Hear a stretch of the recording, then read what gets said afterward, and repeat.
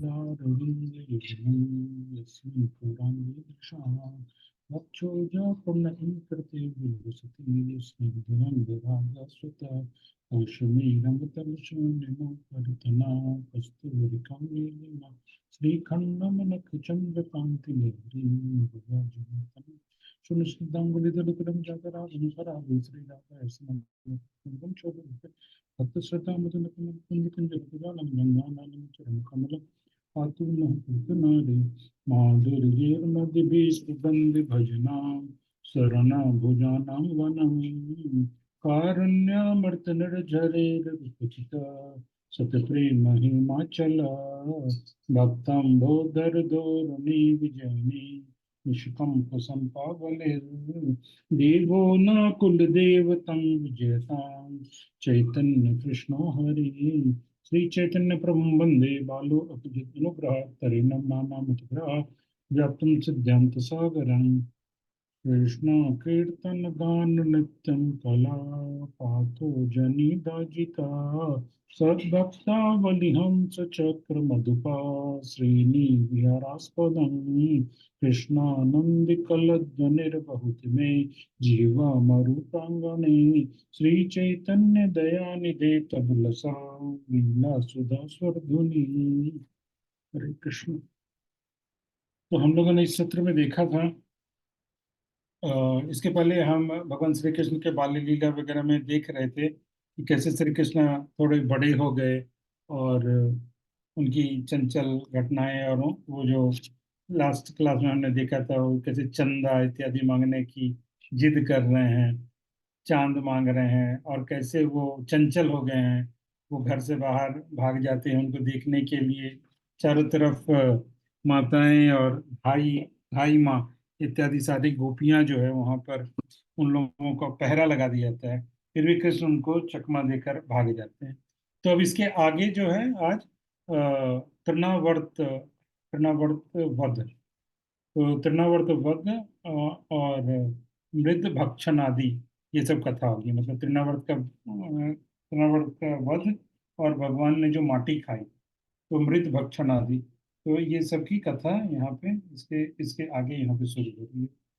तो जब श्री कृष्ण जब वर्ष भर के हो गए, लगभग 1 साल के अब कृष्ण हो गए हैं, तब भादों के महीने में सर्वगुण संपन्न जन्म तिथि उपस्थित हुआ, तो कृष्ण जन्माष्टमी आ गया। उस समय उसका उसके उसका विशेष पूजन हुआ वहां पे, जैसे गर्गाचार्य के उपदेश दिए थे उसके अनुसार विशेष रूप से पूजन हुआ, ब्राह्मण वगैरह आए और एक बहुत महोत्सव हुआ। तो बड़ा उत्सव हुआ, फेस्टिवल हुआ। और फिर वेदोच्चारण हुआ, ब्राह्मण वगैरह आए, उन लोगों ने वेद वगैरह का उच्चारण किया, सुंदर सुंदर गीत गाए। बहुत सारे नट आए जिन्होंने नाटक वगैरह और नृत्य वगैरह प्रस्तुत किया, डांस प्रस्तुत किया। फिर कृष्ण का मंत्राभिषेक हुआ। तो आप भी देख सकते हो आपको जन्माष्टमी में क्या क्या करना है इससे। तो मंत्र पूर्वक श्री कृष्ण का अभिषेक हुआ। फिर प्रीति पूर्वक लाए हुए उपहार भेंट, पूज्य में द्रव्यों का ग्रहण, जो दूसरे लोग गिफ्ट लेके आए तो गिफ्ट को स्वीकार किया गया और रिटर्न गिफ्ट भी दिया गया। भेंट लाने वाले जनों को सम्मानार्थ वस्त्र वस्त्रादि दान, उन लोगों को वस्त्र वगैरह क्लोथ्स वगैरह दान में दिया गया, ब्राह्मणों को दान दिया गया। इस तरह से काफी आनंद के साथ ये उत्सव मनाया गया। यज्ञ किया गया। यज्ञ के समय विद्वजनों द्वारा मंत्र प्रयोग किया गया, और इसमें तिल वगैरह का दान किया गया। मतलब जैसे कि यज्ञ यज्ञ वगैरह में तिल वगैरह से आहुति करते हैं, जैसे तिल का कुछ विशेष प्रयोग यहाँ पे होता है यज्ञ वगैरह में। और इस ढंग के जो जो कर्म कांड से रिलेटेड जो भी एक्टिविटीज हैं यज्ञ वगैरह में, तिल के द्वारा उबटन लगाना, तिल युक्त जल से स्नान करना, तिल से ही होम करना, तिल का दान करना, तिल को भोजन, तिल बोना, तो ये सब मतलब कुछ है ट्रेडिशनल चीजें हैं। उसमें तिल का कुछ विशेष महत्व है, होगा इस प्रकार से। तो इस तरह 6 प्रकार से तिल का काम किया जाता था। फिर ये सब किया गया। मंगल में वस्तु युक्त, मतलब कुछ जो ऑस्पिशियस थिंग्स हैं उनका स्पर्श करवाना, उनको टच करवाना। ऐसा कृष्ण के आयु वृद्धि के लिए कुछ विशेष काम करना जिससे उनकी आयु बढ़े। ऐसे करके कृष्ण का जन्मोत्सव मनाया गया। तो जैसे जैसे बोल रहे हैं कि जैसे जैसे कृष्ण का वर्ष बढ़ रहा है, उम्र बढ़ रहा है, वैसे वैसे ये उत्सव में भी वृद्धि होते जा रही है। फेस्टिवल भी ज्यादा इंटेंस होते जा रहा है। तो आप लोग जैसे जन्माष्टमी मनाते हो तो आपको जैसे हम भी देखते हैं कैसे हम हर एक साल कुछ ज्यादा करना चाहते हैं ना। पिछले साल से बड़ा फेस्टिवल इस साल हुआ, फिर उससे भी बड़ा हुआ। ऐसे बोल रहे हैं कि जैसे जैसे कृष्ण का एज बढ़ रहा है, आयु में वृद्धि हो रही है, उस दिन उनका जन्म महोत्सव भी, फेस्टिवल भी बड़ा से बड़ा होते जा रहा है। फिर मतलब उसमें बाद में, उसके बाद में भी, इस उत्सव के बाद में भी जो सारे लोगों ने कृष्ण के लिए कुछ बना के लाया खाने के लिए या ड्रेस लाया, तो जब उनको पहनाया जाता है तो उनका नाम लिया जाता है, ये जो है ये इनके घर से आया था, ये ड्रेस इनका है, इन्होंने दिया। ऐसे उनका नाम वगैरह भी याद किया जाता है, ये गिफ्ट किसने दिया, ये ड्रेस किसने दिया। जैसे कि ये अन्न श्री उपनंद बाबा की धर्मपत्नी का दिया हुआ है, ये वस्त्र जो है ये विष्णुभानु बाबा का दिया हुआ है, ऐसे करके। तो इस प्रकार आनंद पूर्वक एक वर्ष के व्यतीत होने पर तो सब लोग फिर इस प्रकार मतलब एक साल बीत गया, सब लोग फिर अपने अपने, इस फेस्टिवल के बाद सब लोग अपने अपने काम में लग गए। और एक दिन यशोदा मैया जो है अपने महल की पौड़ी में, महल के आंगन में कहीं, वो अपने बाल गोपाल को गोद में लेकर और उनको प्यार कर रही थी, उनको लाड़ कर रही थी। और कभी कृष्ण के मुख पर अपना मुख लगा देती थी, जैसे बच्चे के करते हैं ना, ऐसे एक गाल उनके मुख पे लगा दी। कभी कृष्ण के मुंह को चूमती थी। आ, बालक को बहलाने के लिए कुछ कहानियां सुनाती थी, वृथा वृथा कथा। मतलब बोल रहे हैं कि कुछ ऐसा कोई बहुत मीनिंगफुल स्टोरी हो, ऐसा जरूरी नहीं है। कोई कहानी सुना रही है, शेर चीता भालू, ऐसा कुछ भी सुना रही है। तो ऐसी कहानियां कुछ सुना रही हैं। और जब ऐसे कहानी कुछ कुछ सुनने से कृष्ण हंस देते थे तो यशोदा माई को बहुत खुशी होती थी। और उनको ऐसा लगता था कि बहुत सारे उनको सुख की धाराओं से उनका स्नान हो गया होगा। ऐसा लगता था कि जैसे सुख की सैकड़ों धाराओं से उनका स्नान हो गया है यशोदा माई को। मतलब इतना उनकी खुशी, इतनी उनको खुशी होती थी अगर कृष्ण एक बार उनसे बात करने के दर मतलब वो कहानी सुना रही कुछ बात कर रही और कृष्ण हंस दिए जोर से खिलखिला के, तो यशोदा माई को बहुत खुशी हुई। तो इसी समय जब ये ऐसे माँ और बेटे का लाड़ प्यार चल रहा है, उसी समय क्या होता है कि एक एक असुर जो है तृणावर्त नामक, जो कंस के द्वारा भेजा हुआ है, तो पहले पहले पूतना और सक्टासुर को मार दिया गया। तो मार देने के कारण कंस का बुद्धि जो है और भी भ्रष्ट हो गया। क्योंकि होता है ना कि किसी काम को करने के लिए वो डेस्परेट है और वो उसका में उसको असफलता मिल रहा है, तो फिर उसका मतलब बुद्धि जो है और भी खराब होते जाता है और भी गलत से गलत डिसीजन लेते जाता है। तो देवताओं का अहितकारी, जो देवताओं का भला नहीं चाहता है, बुरा करने वाला तृणावर्त नामक एक दैत्य भेजा। तो ये दैत्य आ गया वृंदावन में, व्रज में। और ये जो है आकाश में स्थित होगी, आकाश में ऊपर है, और ऊपर से ही देख रहा है वो दैत्य। और दूर से ही बाल कृष्ण को माता के साथ खेलते हुए देखता है। और देख के वो सोचने लगता है कि मेघ के समान श्याम वर्ण वाला उतना घाती यही वह बालक है, यही वो बच्चा है जिसका वर्ण है मेघ के समान, डार्क क्लाउड के समान, और इसी ने पूतना का वध किया है। जो अपने विशाल घर की पौड़ी में विद्यमान है, बहुत बड़ा इनका घर है, और उस घर के आंगन में ये विद्यमान है, और अपनी माता की गोद में विद्यमान है। ऐसा करके वो देख रहा है, वहां से ऊपर आकाश से ऑब्जर्व कर रहा है। तो इसमें वो बोलता है कि अतएव इस समय मैं समस्त गोकुल को कमा कपाता हुआ माता के सहित इस बालक को आकाश में पहुंचाता है। सोचता है, वो सोच रहा है मन में कर्णावर्त जो है कि मैं सारे गोकुल को हिला दूंगा, तहस नहस कर दूंगा, और माँ के साथ ही इस बालक को उठा के मैं आकाश में लेके जाऊंगा। किंतु पूतना सोचता है कि पूतना क्या की थी, एक दूसरा नया नया शरीर लेके आई थी। और सक्टासुर किया था, वो शकट में घुस गया था, वो काट में घुस गया था। और मूर्तिहीनता को स्वीकार किया था, विदाउट बॉडी, सक्टासुर का कोई बॉडी नहीं था, वो काट में ही एंटर कर गया। और ये बालक हालांकि तो छलने के योग्य है, मतलब आराम से, ये तो छोटा बालक है, इसको हम छल सकते हैं, इसको हम आराम से चीट कर सकते हैं। लेकिन फिर भी इस बालक के द्वारा वो मृत्यु को प्राप्त हो गया, समम हो गया।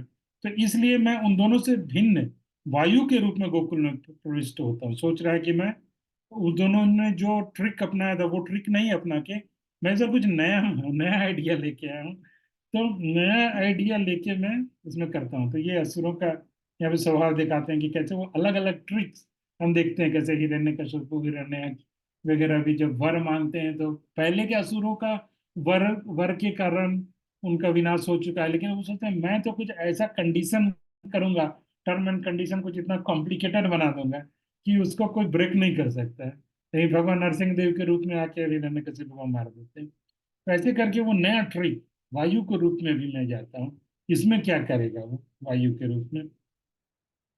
तो तिरनावर जब ये विचार कर रहा था तो तभी क्या हुआ कि भगवान की, तभी योग माया ने क्या किया, तभी सदैव जो लीला के अवसर का अनुसरण करते हैं, योग माया जो हमेशा लीला के मतलब देख रही है कि लीला किस ढंग से चल रही है और उसके हिसाब से वो काम करती हैं।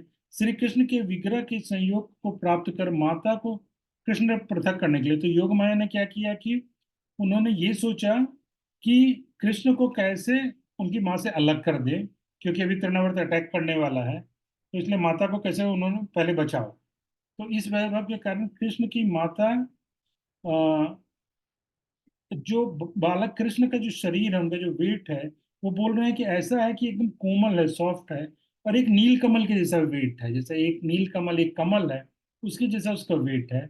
लेकिन अचानक कृष्ण इतने भारी हो गए कि माता को उनका वेट ही नहीं सहन हो रहा है।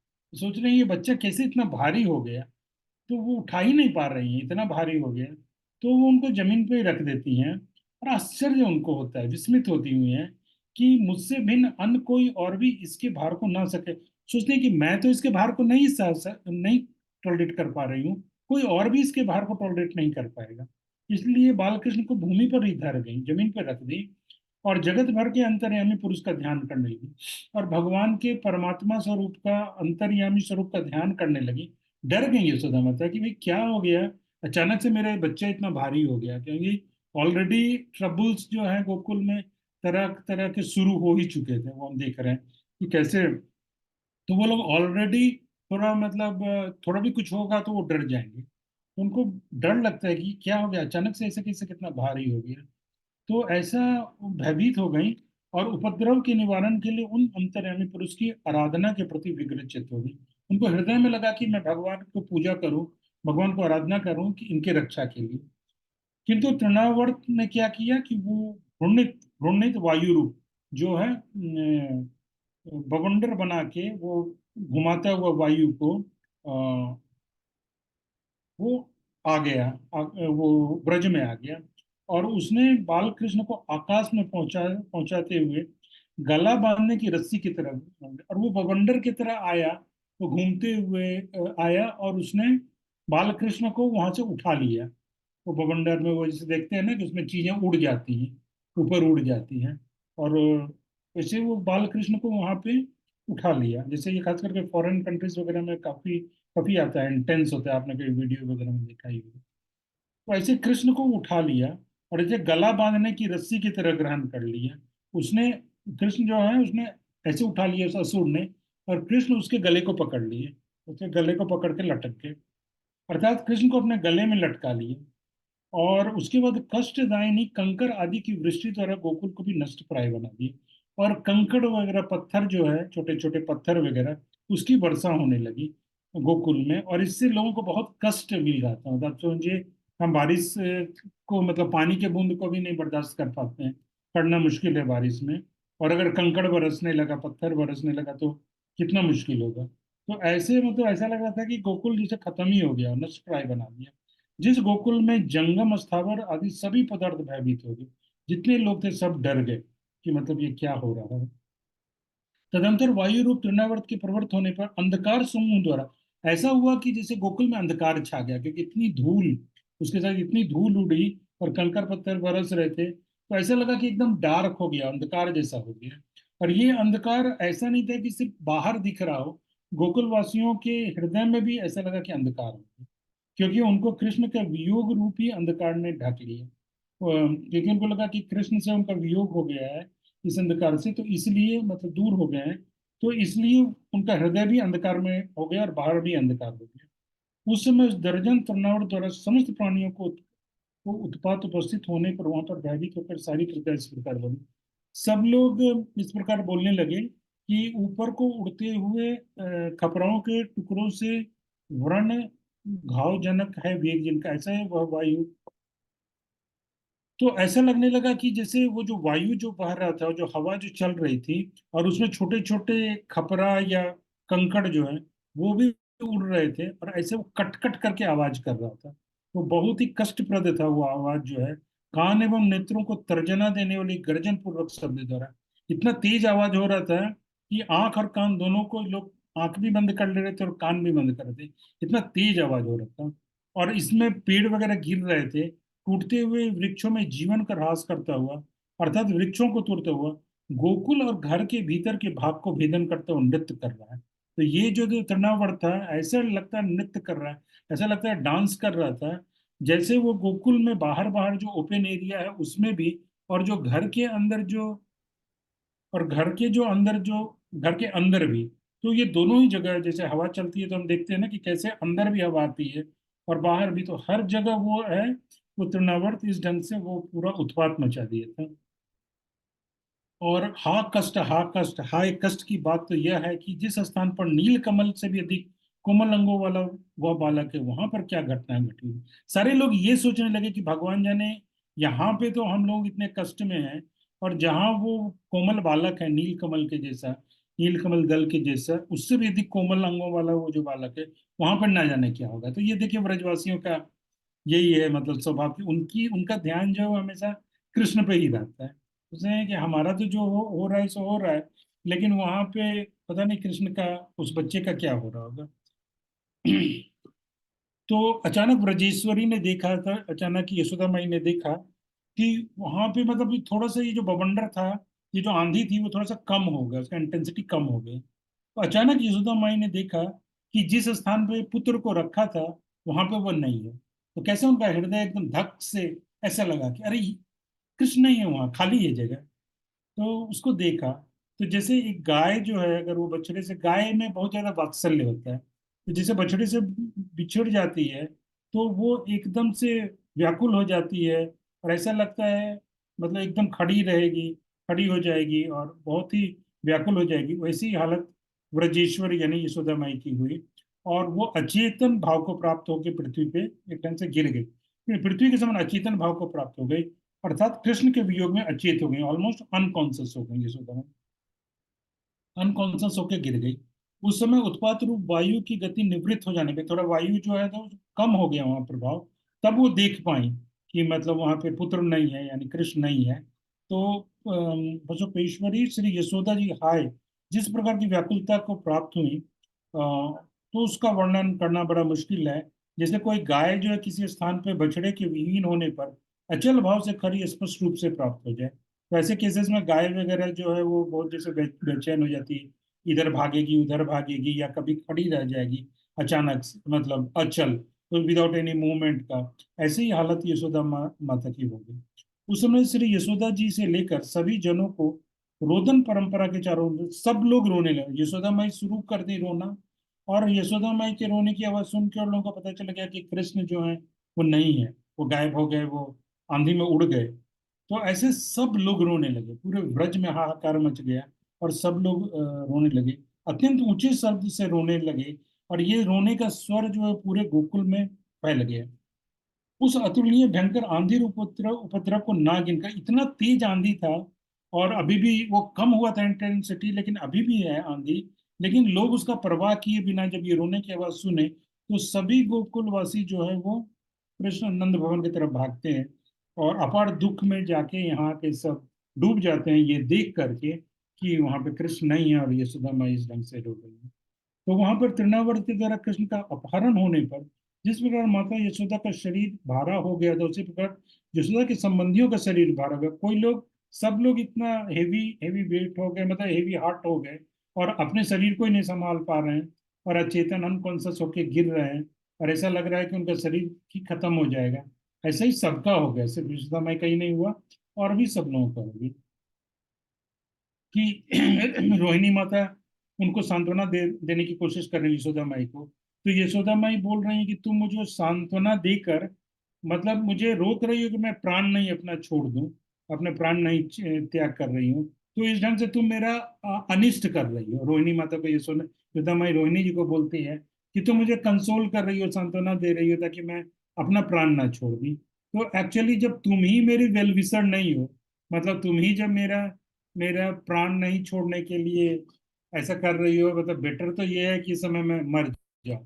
लेकिन तुम ही कंसोल करके, और जब मेरे को प्राण छोड़ने के लिए नहीं कर रही, मतलब तुम मेरी इतनी अपनी हो, और जब तुम ही मेरी वेल विशर नहीं हो, ऐसे ये सदा मैं बोलूँ, यानी कैसे कि मैं अपना प्राण रखूं, तो फिर तब मैं क्या बोलूं तब, और किसी का मैं क्या बोलूं। तो पुत्र को ना देखकर किस प्रकार मैं अपने प्राण को रख पाऊंगी, या व्रजराज को, नंद बाबा को क्या मुंह दिखाऊंगी कि मैं पुत्र की रक्षा नहीं कर पाई। इस ढंग से यशोदा माई खेद कर रही है और मरण दशा को प्राप्त कर रही है। और वह पुनः स्मरण करने की मतलब ऐसा सुन सुन के बोलते हैं कि हृदय पिघल जाता है। यशोदा माई की जो हालत है हो गई उस समय, तो इसको कैसे एक्सप्लेन किया जा सकता है, ऐसे जीव गोस्वामी बोलते हैं। अतः विशेष प्रकार तो आगे बोल रहे हैं कि इसको ज्यादा मतलब प्रसंग आगे बढ़ाने की आवश्यकता नहीं है। यह कहकर मधुकंठ मधुकंठ बोल रहे हैं, अपनी और सभी सभासदों की व्यवस्था की व्यवस्था की आशंका करके शीघ्र ही कहने लगा कि जैसे अचानक ये सारे लोग जो है आकाश मार्ग से अपहरण हो गया कृष्ण का, तो ये बंधु सब बहुत ज्यादा दुख के सागर में गोता लगा रहे थे। लेकिन जैसे कोई व्यक्ति दुख के सागर में गोता लगाए, एक ओशन जो है, ओशन ऑफ मिजरी, उसमें डूब रहा है, लेकिन अचानक उसको एक किनारा दिखता है, उसको शोर दिखता है कि भाई यहाँ पे पृथ्वी है, यहाँ पे किनारा है, यानी बचने का कोई उम्मीद है।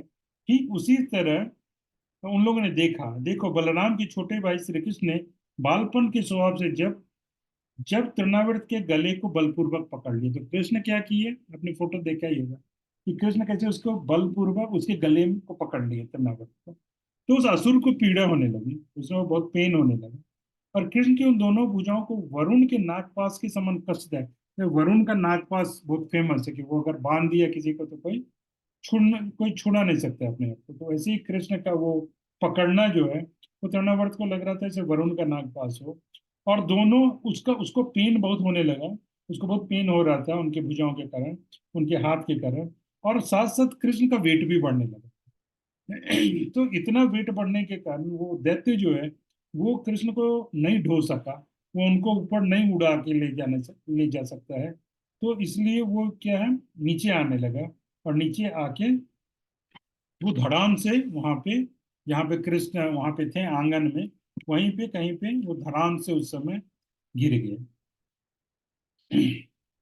तो तो बोल रहे हैं कि ये बालक ऐसा था कि जो एक माला के हाथ, एक माला का वेट भी नहीं टॉलरेट कर सकता था, इतना छोटा इतना कोमल ये बच्चा था। ये छोटे से बालक के द्वारा वह असुर भार वाहकता को प्राप्त कर अपने प्राणों से हीन हो गया। लेकिन ये छोटा बालक जो इतना हेवी वेट हो गया कि वो असुर इनको उठा नहीं पाया, और इसके कारण वो उसका प्राण चला गया, गिर गया, गिर के मर गया।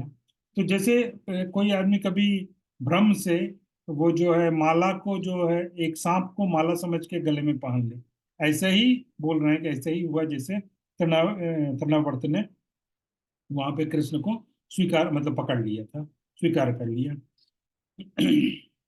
तो और भी देखो, तृणावर्त का कंठ रुक जाने पर भी उसके श्वास भी रुक गए, उसी क्षण बाहरी वायु भी रुक गया। तो ऐसा हुआ कि जैसे तृणावर्त का जो कंठ बंद हो गया, उसका सांस नहीं ले पा रहा है। तो जब जैसे ही ऐसा हुआ, तो जो बाहर जो वो वायु बह रहा था, जो आंधी था, वो भी जो है वो उसी ढंग से उसी समय रुक गया। तो सब तरफ शांति हो गया गोलोक में। और तो ऐसा लगता है कि तृणावर्त का जो सांस ले रहा था, वही वो वायु था क्या, जो गोकुल में उतना उपद्रव मचा रहा था, उत्पात मचा रहा था। तो तदंतर आकाश प्रदेश से पत्थरों से ढकी हुई आंगन की भूमि में उस तृणावर्त का अति विस्तीर्ण शरीर बड़े भारी शब्द के द्वारा सारे गोकुल को बहिरा बनाकर गिर पड़ा।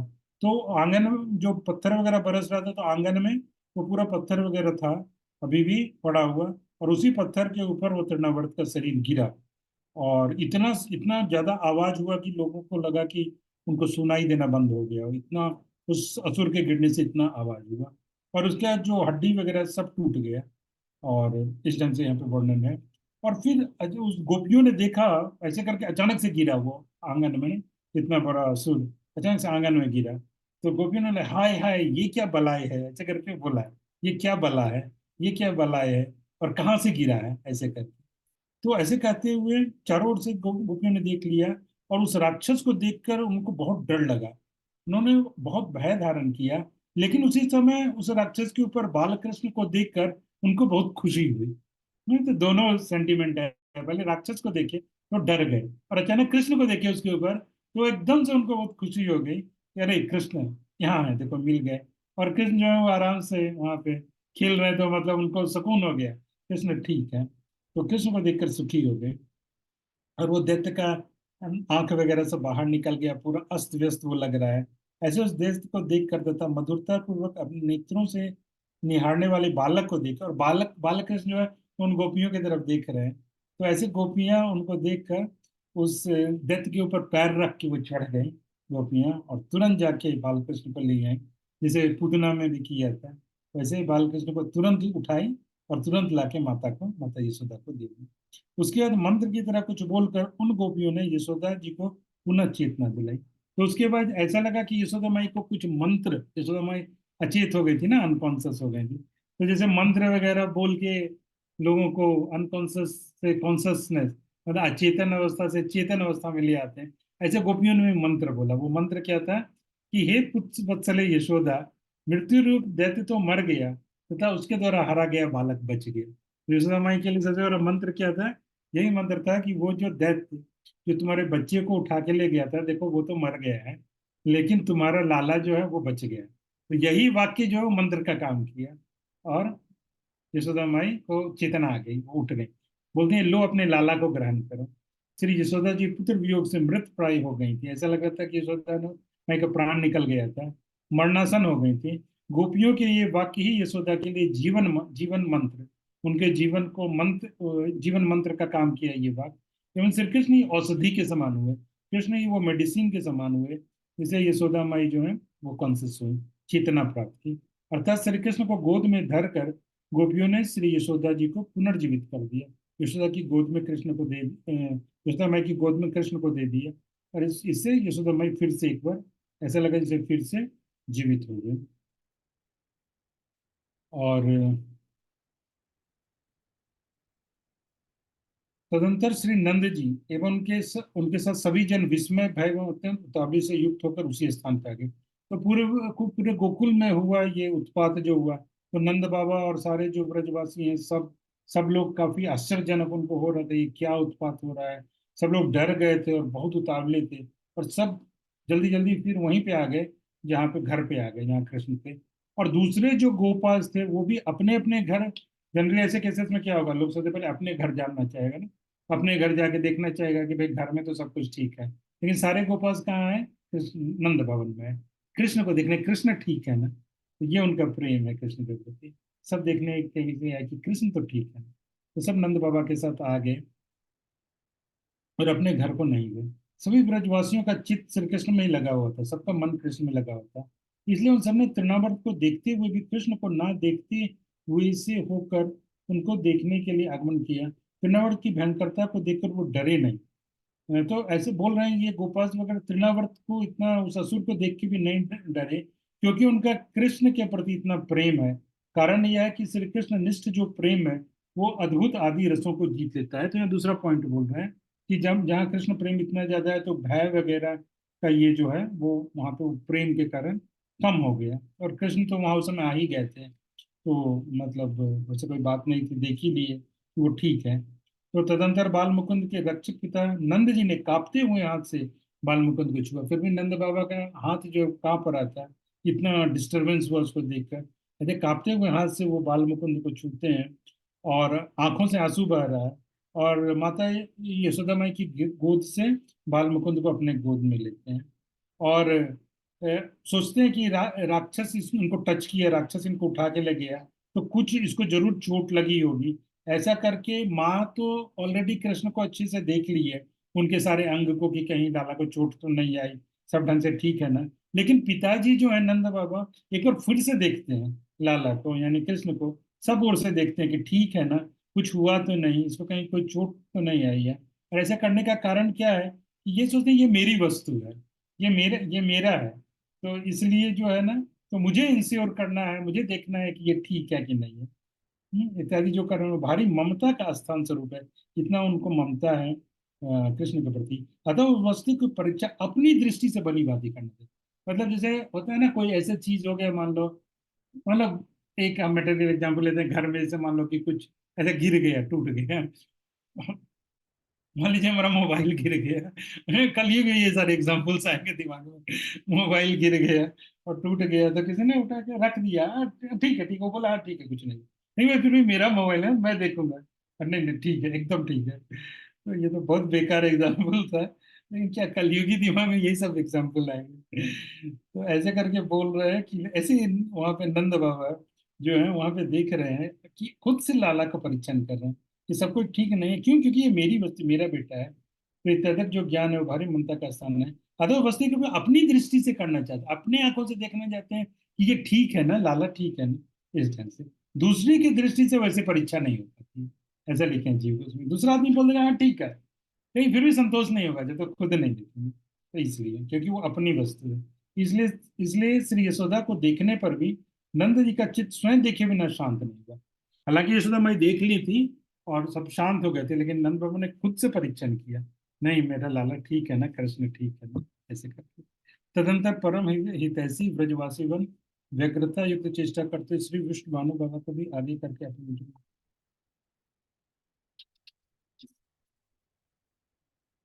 तो बोलते हैं कि मतलब फिर ये ब्रजवासी लोग आपस में बात कर रहे हैं कि देखो मतलब ऐसे कैसे हो गया कि इतना बड़ा ये राक्षस था और ये अपने आप मर गया।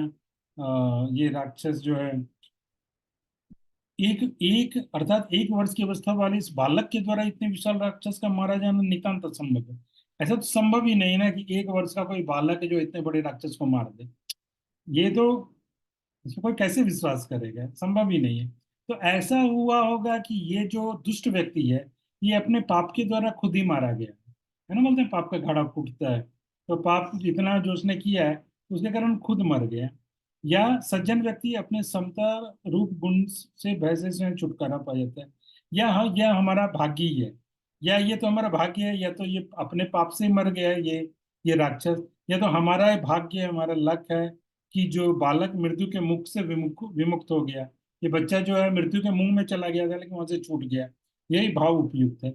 अभी स्टार्टिंग है ना, अभी स्टार्टिंग के हैं, तो अभी भी ब्रजवासियों को और काफी देर तक भी उनको वो चीज पचता नहीं है कि भाई किसी को भी नहीं पचेगा ना स्वाभाविक दृष्टिकोण से, क्योंकि वहां पे तो उनको इस बात का भान नहीं है ना कि ये बीच बीच में कभी आता है कि ये क्या नारायण के ही रूप है, इस ढंग का है। लेकिन फिर उनके दिमाग से निकल जाए तो बच्चा है, खेलता है, खाता है, पीता है, रोता है, हंसता है, हम लोग इसको सपोर्ट करते हैं, हम इसको चलना सिखा रहे हैं, हम इसका सब कुछ कर रहे हैं, भगवान है ऐसा तो मतलब विचार ही नहीं आएगा। और वो भी कृष्ण का माधुर्य इतना ज्यादा है, उनका रूप सौंदर्य और उनका आचरण, उनका कैरेक्टर, उनका बोली इतना है कि वो किसी को भी वो भुला देते हैं कि वो इतने बड़े, या क्या वो भगवान है क्या, ऐसा तो सब लोग भूल ही जाते हैं माधुर्य में। तो फिर सोचते हैं कि ये तो एक छोटा बच्चा है, तो शायद हमारा ये गुड लक था कि बच्चा जो है मुंह के मृत्यु के मुंह में चला गया और फिर वहां से भी निकल गया। देखो हम सबने पहले जन्म में श्री हरि की प्रसन्नता के लिए, बोल रहे हैं, हमने भगवान की प्रसन्नता के लिए से कौन सा काम किया हरि की प्रसन्नता, क्या हम लोग पिछले जन्म में तप वगैरह बहुत किए थे क्या, या बहुत सारा वेल कुआं वगैरह बनवाए थे, पीने का पानी ये सब बनवाए थे, या बहुत दान किए थे, यज्ञ किए थे, जिसके कारण राक्षस ये बालक को ले लिया और फिर भी जो है बालक सुरक्षित है, सुखी है। तो ये ऐसे सोच रहे हैं, यह बोलते हैं कि नंद बाबा का विष्णु भक्ति ही शायद इसका कारण है, कि नंद बाबा इतने बड़े भक्त हैं कि उनकी भक्ति के कारण ये बच्चा बच गया। तो देखो हे गोपगण, श्री नंद राय जी में सब मनोरथ सिद्ध करने वाले श्री विष्णु भक्ति साक्षात विद्यमान है। उसको तुम देख लो, सब बोलते हैं देखो देखो नंद बाबा की भक्ति कितनी बड़ी है, कितनी ग्रेट है, ये सारे चीजों को अचीव कर सकती है। तो ये नंद बाबा का ग्रेटनेस है, उनकी विष्णु भक्ति, और उसके कारण ये बच्चा बच गया। उस विष्णु भक्ति के बिना बालक के मंगल के निमित्त हम सबको और कोई विचार विमर्श नहीं करना चाहिए। हमको नहीं सोचना चाहिए और कोई कारण होगा, अवश्य यही कारण है निश्चित रूप से कि नंद बाबा का भक्ति है नारायण के प्रति, विष्णु भगवान के प्रति, इसके कारण बच गए। कारण कारण भगवान श्री हरि कि उत्तम भक्ति के निमित्त जिसकी बुद्धि सदैव उत्साह युक्त रहती है वह भक्त सदैव एक रस रहता है, अर्थात तो विघ्नों द्वारा प्रतिहित नहीं होता है। उसकी शोभा संपत्ति भी अतिशय वृद्धि को प्राप्त होती है। यहाँ पे जीव गोस्वामी एक पॉइंट लिख रहे हैं, क्या बोल रहे हैं कि कारण भगवान श्री हरि की उत्तम भक्ति के निमित्त जिसकी बुद्धि सदैव उत्साह युक्त रहती है वह भक्त सदैव एकरस रहता है, अर्थात वह विघ्नों द्वारा प्रतिहित नहीं होता। उसकी शोभा संपत्ति भी अतिशय वृद्धि को प्राप्त होती है। बहुत अच्छा पॉइंट यहाँ पे लिख रहे हैं, जो कि बेसिकली, तो क्या लिख रहे हैं, जो कि बेसिकली भक्ति रसामृत सिंधु में जो रूप गोस्वामी लिखते हैं उसी का यह यहाँ पे उसी को रिपीटेशन बोल सकते हैं, या उसी का पुष्टिकरण है। मतलब उसी चीज को मतलब यहाँ पे फिर से दोबारा वो प्रूफ कर रहे हैं और उसी चीज को मतलब दोबारा बोल रहे हैं। तो क्या बोल रहे हैं कि भगवान श्री हरि की उत्तम भक्ति के निमित्त जिसकी बुद्धि सदैव उत्साही। तो अगर कोई भगवान श्री कृष्ण के प्रति उत्तम भक्ति कर रहा है, ये उत्तम भक्ति को केवला भक्ति भी बोलते हैं, है ना। वो मतलब होल हार्टेडली जो भगवान का भक्ति कर रहा है। और भक्ति रसायन सिंधु में ये उत्तमा भक्ति का डेफिनेशन दिया गया है, जो एक बार मैंने सत्र भी लिया था बेंगलोर में, आप लोगों से कुछ लोग थे और वैसे भी आप पढ़े होगे तो आप जानते ही होगे। वो क्या, अन्य विलासिता शून्यम ज्ञान कर्मादि अनावृतम आनुकूल्येन कृष्णा ने शीलनम भक्ति उत्तम। तो इसका तो डिस्क्रिप्शन बहुत लंबा चौड़ा है, लेकिन शॉर्ट में क्या है, अन्य अभिलाषिता शून्यम, जो सारी अभिलाषाओं से शून्य है अगर हमारा मन, ऐसी भक्ति कि भगवान के सुख में ही मेरा सुख है। तो ये high standard, definitely high standard है, क्योंकि उत्तम भक्ति है ना, केवला भक्ति है, भक्ति का सबसे हाईएस्ट रिफाइंड फॉर्म। और ये एक्चुअली भक्ति का डेफिनेशन भी है, जिसको रूप गोस्वामी ने भक्ति रस सिंधु में किया है। और इसको माना गया, सारे संप्रदायों ने इसको माना है कि भक्ति का इससे अच्छा डेफिनेशन और कुछ नहीं हो सकता कि भक्ति क्या है। भक्ति तो अन्य अभिलाषा शून्य, कि दूसरी कोई अभिलाषा नहीं हो, यानी भगवान कृष्ण, कृष्ण के ही सुख में मेरा सुख है। अगर वो सुखी है, अगर मैं वो काम करूं जिससे वो सुखी है, और वही मेरा एक्चुअली सुख है, कोई इस लेवल पे है। अन्य वाले दोस्तों ज्ञान कर्मादि अनावृतम, और ज्ञान और कर्म से अनावृत मतलब अनकवर्ड बाय ज्ञान एंड कर्म। यहाँ ज्ञान का क्या मतलब है, यहाँ ज्ञान का मतलब है ज्ञान, ज्ञान मार्ग जो है, मतलब निर्विशेष वगैरह का जो वो रहता है, या ब्रह्म में मुक्ति चाहिए, सायुज, मर्जिंग इन द ब्रह्म, वो सारे कॉन्सेप्ट से फ्री होके। और कर्म आदि का मतलब है कर्म कांड, यज्ञ वगैरह, जो अपने सुख की इच्छा से जो यज्ञ वगैरह किया जाता है, वो सब कर्म कांड में है। तो इन सब चीजों से फ्री, ज्ञान कर्मादि अनावृत, आनुकूल्य न कृष्णानु, कृष्ण के प्रति अनुकूलता रूपी भक्ति। तो उसमें बड़ा डिफाइन करते हैं, जैसे आप लोगों ने पहले भी सुना ही होगा कि भक्ति जो कृष्ण के अनुकूल है, तो वहां पे फिर डेफिनेशन देते हैं कि मतलब वहां पे क्वेश्चन उठाते हैं कि यशोदा माई जो है वो कृष्ण को बांध देती है, तो इससे कृष्ण जो है वो दुखी हो जाते हैं और रोने लगते हैं, है ना। यशोदा माई छड़ी लेके अभी आने नेक्स्ट जो है प्रसंग यही सब आने ही वाला है, दाम बंधन लीला का, कि जब भगवान कृष्ण को बांधती हैं यशोदा माई उक्कल में, तो छड़ी लेके भागती हैं कृष्ण के पीछे। कृष्ण वाकई में रो रहे हैं, ऐसा नहीं है कि कोई नाटक कर रहे हैं, वो वाकई डर गए, क्योंकि वो लीला में ही is like fully into the leela. ऐसा नहीं है कि उसमें वो नाटक कर रहे हैं, बीच बीच में कभी उनको योग माया वगैरह आके उनका कुछ ऐश्वर्य दिखा देती है, या वो ऐश्वर्य धारण कर लें, वो अलग बात है। बट वो जो समय लीला के समय में इज फुल्ली इनटू द लीला, वो पूरा उसमें डूब जाते हैं, मर्ज कर जाते हैं। और वो वाकई वहां पे भय, कृष्ण को भय हो गया, उनका उनका नेत्र जो है वो पूरा भय से फटा होगा। वो डर लग रहा है कि अब मारी कि अब मारी। और वो रो रहे हैं, उनकी आंखों से आंसू आ रहा है, उनके आंख में जो काजल लगा हुआ था वो सब घुल गया, आंसू के कारण उनके गाल पे बह रहा है। और कुछ भागते हैं, है ना, यशोदा माई पहले पहले तो भागते हैं, यशोदा माई छड़ी लेके पीछे पीछे भागती हैं, फिर पकड़ती हैं, फिर वो रोने लगते हैं, तो कृष्ण को रुला रही हैं। तो ये क्या अनुकूल भक्ति है, क्या फेवरेबल भक्ति है क्या। और दूसरी तरफ ये है कि कृष्ण जो है वो युद्ध करना चाहते हैं, है ना, कि वो जय विजय की स्टोरी वहां पे आती है वैकुंठ में, भगवान बोल रहे हैं लक्ष्मी माई को कि बड़े दिन हो गया अभी युद्ध किए हुए। एक्चुअली वहां पे बड़ा इंटरेस्टिंग सुना था एक, कि जो है वैकुंठनाथ बोल रहे हैं वहां पे ये रमा वैकुंठ है।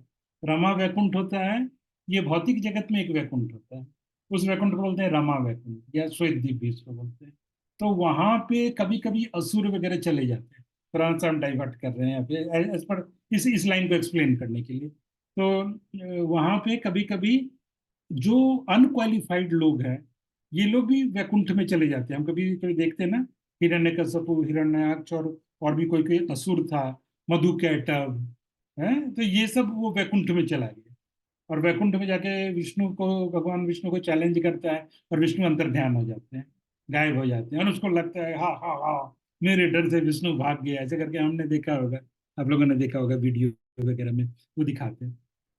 तो ये कौन सा वैकुंठ है? ये तो उस वैकुंठ में तो कोई तद यद गत्वा निवर्तन्ते तद धाम परमम मम। मेरा धाम ऐसा है कि वहां पे कोई आने के बाद, जाने के बाद वहां से वापस नहीं आ सकता है। तो ऐसे कैसे कि ये असुर वहां पे चला गया, फिर असुर वहां से निकल गया, और अनाधिकारी व्यक्ति जा नहीं सकता है। जो हमने उसको भी डिस्कस किया था कि ब्रह्मा तत्व, वो वाला, कि जो ब्रह्मा और शंकर भगवान सब जाते हैं, और क्षीर पयोनिधि, लेकिन वो क्षीर जो समुद्र है, क्षीर समुद्र है, उसके इसी तरफ रहते हैं, और इसी तरफ रह के वो प्रेयर कर रहे हैं, मतलब वो वैकुंठ में प्रवेश भी नहीं कर रहे हैं, कर पा रहे हैं। तो ऐसे कैसे ये सब असुर वगैरह, तो वो रमा वैकुंठ है, श्वेत द्वीप है, जिसमें कभी कभी जो है अनाधिकारी व्यक्ति भी चला जाता है, वो जा पाता है, उसके लिए है मार्ग, वो चला जा सकता है, भगवान अलाउ करते हैं। और वहां जाके जो वो काम करता है, तो इससे वहां के जो वैकुंठ वासी हैं, इनका वहां पे मनोरंजन हो जाता है, कि एंटरटेनमेंट हो जाता है।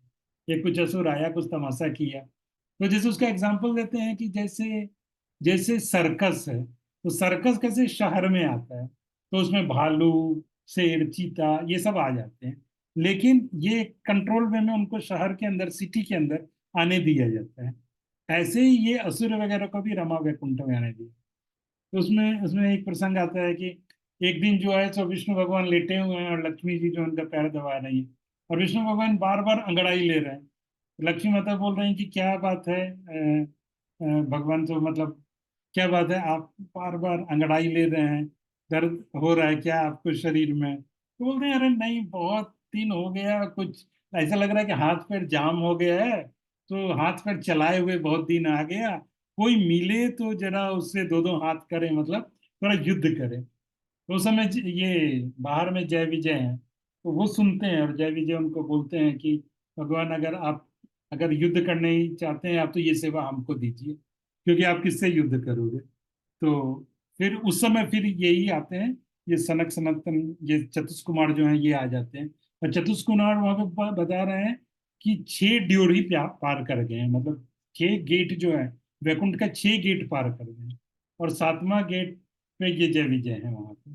तो वहां पे वो भगवान के प्रेरणा से वो रोक देते हैं चतुष कुमार, फिर उनको ये दे देते हैं, श्राप दे देते हैं। और श्राप दे देते हैं, तो फिर वो राक्षस वगैरह तो वो भगवान नीचे के लिए आते हैं। तो भगवान युद्ध करना चाहते थे, तो ये सारे असुर जो हैं, हिरण्यकशिपु, हिरण्याक्ष, रावण वगैरह, ये भगवान का जो है, तो इसमें और भी बताए थे कि मतलब उन लोगों ने 3 चीज मांगा, जय विजय ने, कि मतलब हमको आप दे दो, कि आप हमको नीचे भेज दो, कि हम आपके साथ युद्ध करेंगे, और हमको काम, क्रोध और लोभ, ये 3 चीज हमको दे के अच्छे से नीचे भेज दो। तो जो काम का जो अधिकता मांगा था, तो वो रावण में था, कि रावण जो है वो सारी देवियों को, स्वर्ग की देवी, ये अप्सरा, वो अप्सरा, सबका हरण, सबको किडनैप करता था, और बाद में सीता माता को किडनैप करने के कारण मारा गया। तो काम की अधिकता, और क्रोध की अधिकता हिरण्यकशिपु में, जो जिसमें वो बहुत क्रोध था हिरण्यकशिपु को, और बोलता था कि मेरे ही पूजा करो, मैं ही सब कुछ हूँ, और सबसे क्रोध अपने प्रिय पुत्र प्रहलाद के ऊपर भी क्रोध करता है। और हिरण्याक्ष में काम, क्रोध और लोभ, लोभ की प्रवृत्ति, लोभ बहुत ज्यादा हिरण्याक्ष में था। यानी कि वो सोना सोना सोना, इतना ज्यादा उसको सोना चाहिए, कि मतलब इसीलिए उसका नाम था हिरण्य। तो वो सब कुछ उसका सोने का ही हो, सोने का ही बेड हो, सोने का ही पलंग हो, सोने का ही तकिया हो, गद्दा हो, सब कुछ सोने का ही होना चाहिए, है ना? तो ऐसे करके वो हिरण्यक्ष थे। तो भगवान के संतुष्ट करने के लिए असुर जो है, वहां पे बोलते हैं कि रावण वगैरह जो है, या जैसे वो कृष्ण के लिए वो कंस बनाता है, तो वो 8 वो जो पहलवान आते हैं मल्ल युद्ध करने के लिए, और कृष्ण के साथ लड़ रहे हैं, और कृष्ण के ऊपर प्रहार कर रहे हैं, और जब वो कृष्ण को मुक्का मार रहे हैं, और कृष्ण को बहुत आनंद आ रहा है, तो उनको तो युद्ध करने की इच्छा ही थी, इसलिए तो नीचे आए थे। तो उनको लग रहा है कृष्ण को, और वो हंस रहे हैं। तो ये जो असुर का प्रहार है, इससे कृष्ण खुश हो रहे हैं। तो अनुकूल्येन कृष्णानु, तो ये अनुकूलता है, फेवरेबल है। तो क्या ये भक्ति है? और यशोदा माई जो है, वो तो उल्टा कृष्ण को बांध रही है। उसे तो कृष्ण को दुख हो रहा है और कृष्ण को मारने के लिए आ रही है चढ़ी लेके। तो क्या ये भक्ति नहीं है? वहां पे ये क्वेश्चन उठाया था। फिर उसको रिजॉल्व किया जाता है कि बेसिकली इंटेंशन, इंटेंशन के लेवल पे, इंटेंशन के लेवल पे अनुकूलता होनी चाहिए, है ना। यशोदा माई उनको जब मार रही है, तो क्यों मार रही है? यशोदा माई दूध पिलाते हुए कृष्ण को छोड़ के चली गई। तो कृष्ण क्रोधित हो गए और बोलते हैं उनको माँ का दूध पीना था, और यशोदा माई छोड़ के चली गई, किस लिए? उस दूध को बचाने के लिए, है ना। तो वो दूध ज्यादा इंपॉर्टेंट था कि कृष्ण का डिजायर था कि मैं मुझे माँ का दूध पिलाएं, तो वो दूध को जल जाने दो ना, तो जाने दो, कृष्ण का जो डिजायर है उसको फुलफिल कर। लेकिन नहीं, क्योंकि यशोदा माई का इंटेंशन क्या है कि वो दूध पिएगा लाला, तो स्पेशल दूध है, तो वो हिस्ट पुस्ट होगा, उसको ताकत है कि इसका ग्रोथ होगा। तो ये फेवरेबल है, ये भक्ति के लिए फेवरेबल है। तो इस चीज को वहां पे बोल रहे हैं अनुकूल लेना, कृष्णानुशीलना। तो ये कृष्ण के मतलब ये भक्ति के प्रति अनुकूलता होना, ये जो है ये भक्ति का एक जो गुण बताया कृष्णानु अन्य शून्यम ज्ञान कर्मादि अनावृतम अनुकूल्येन कृष्णानु शीलनम भक्तिर उत्तमा। और यहाँ पे कृष्ण क्या मतलब फिर और बोलते हैं, कृष्ण या कृष्ण के सारे अवतार, या इवन गुरुजन भी, गुरु वगैरह के प्रति भी सेम फीलिंग होना चाहिए। तो इसको उत्तमा भक्ति बोला गया, यानी कि केवला भक्ति बोला गया। तो बोला गया कि जिस जिस डिवोटी का माइंड हमेशा उत्तमा भक्ति के लिए उत्साहपूर्ण रहता है, वो हमेशा उत्तमा भक्ति करना चाहता है, केवला भक्ति करता है या करना चाहता है, वो हमेशा एक रस रहता है, हमेशा उसी की तरफ उसका फोकस है, अर्थात वो विघ्नों द्वारा प्रतिहित नहीं होता। उसको जो है भक्ति रसामृत में फिर आता है कैरेक्टरिस्टिक क्लेशाग्नि शुभदा, हाँ, मोक्ष लब्धता कृत, ये सब कैरेक्टरिस्टिक आता है। तो उसमें क्या है, क्लेशाग्नि, कि वो क्लेशों से दूर होता है, मतलब उसको ट्रबल्स वगैरह नहीं आते हैं।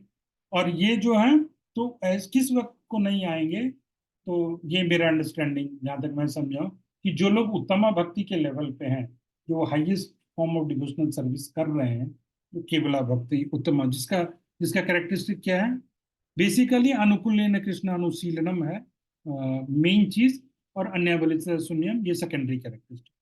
तो ठीक है, काफी बड़ा टॉपिक है। तो बोल रहे हैं कि ऐसे जो भक्त हैं वो विघ्नों द्वारा प्रतिहित नहीं होता है, मतलब उसको क्लेशाग्नि हो गया, मतलब उसको कोई क्लेश या उसको कोई ट्रबल जो है उसको टॉर्मेंट नहीं करेंगे, और उसकी शोभा संपत्ति में भी अतिशय वृद्धि को प्राप्त होती रहती है। तो क्लेशाग्नि शुभदा, उसके लाइफ में हमेशा शुभ होगा। ये भक्ति रसायन सिंधु का वो टॉपिक था यहाँ पे।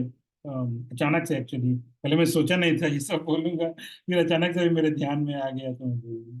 तो उसमें देवतागण कौतुक पूर्वक श्री कृष्ण की मानसिक अभिप्राय की इस प्रकार उपेक्षा करने लगे, अर्थात श्री कृष्ण के मानसिक विचार को स्वयं करने लगे, यथा मैं तो बालक हूँ।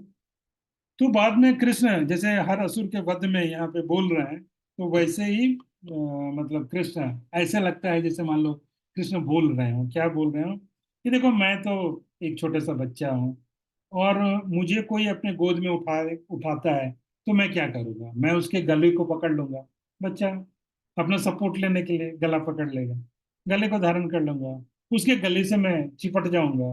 हे तृणावर्त, मेरे गले पकड़ने से के मात्र से, सिर्फ मेरे गले पकड़ने से अगर तू मर जाता है तो मर जा, इसमें मैं क्या करूं? इसमें मेरा क्या दोष है? तू ही बता दे मेरा क्या दोष है। तो ऐसे करके यहाँ पे ऐसा लगता है कि मानो कृष्ण ऐसा बोल रहे हैं, देवता है।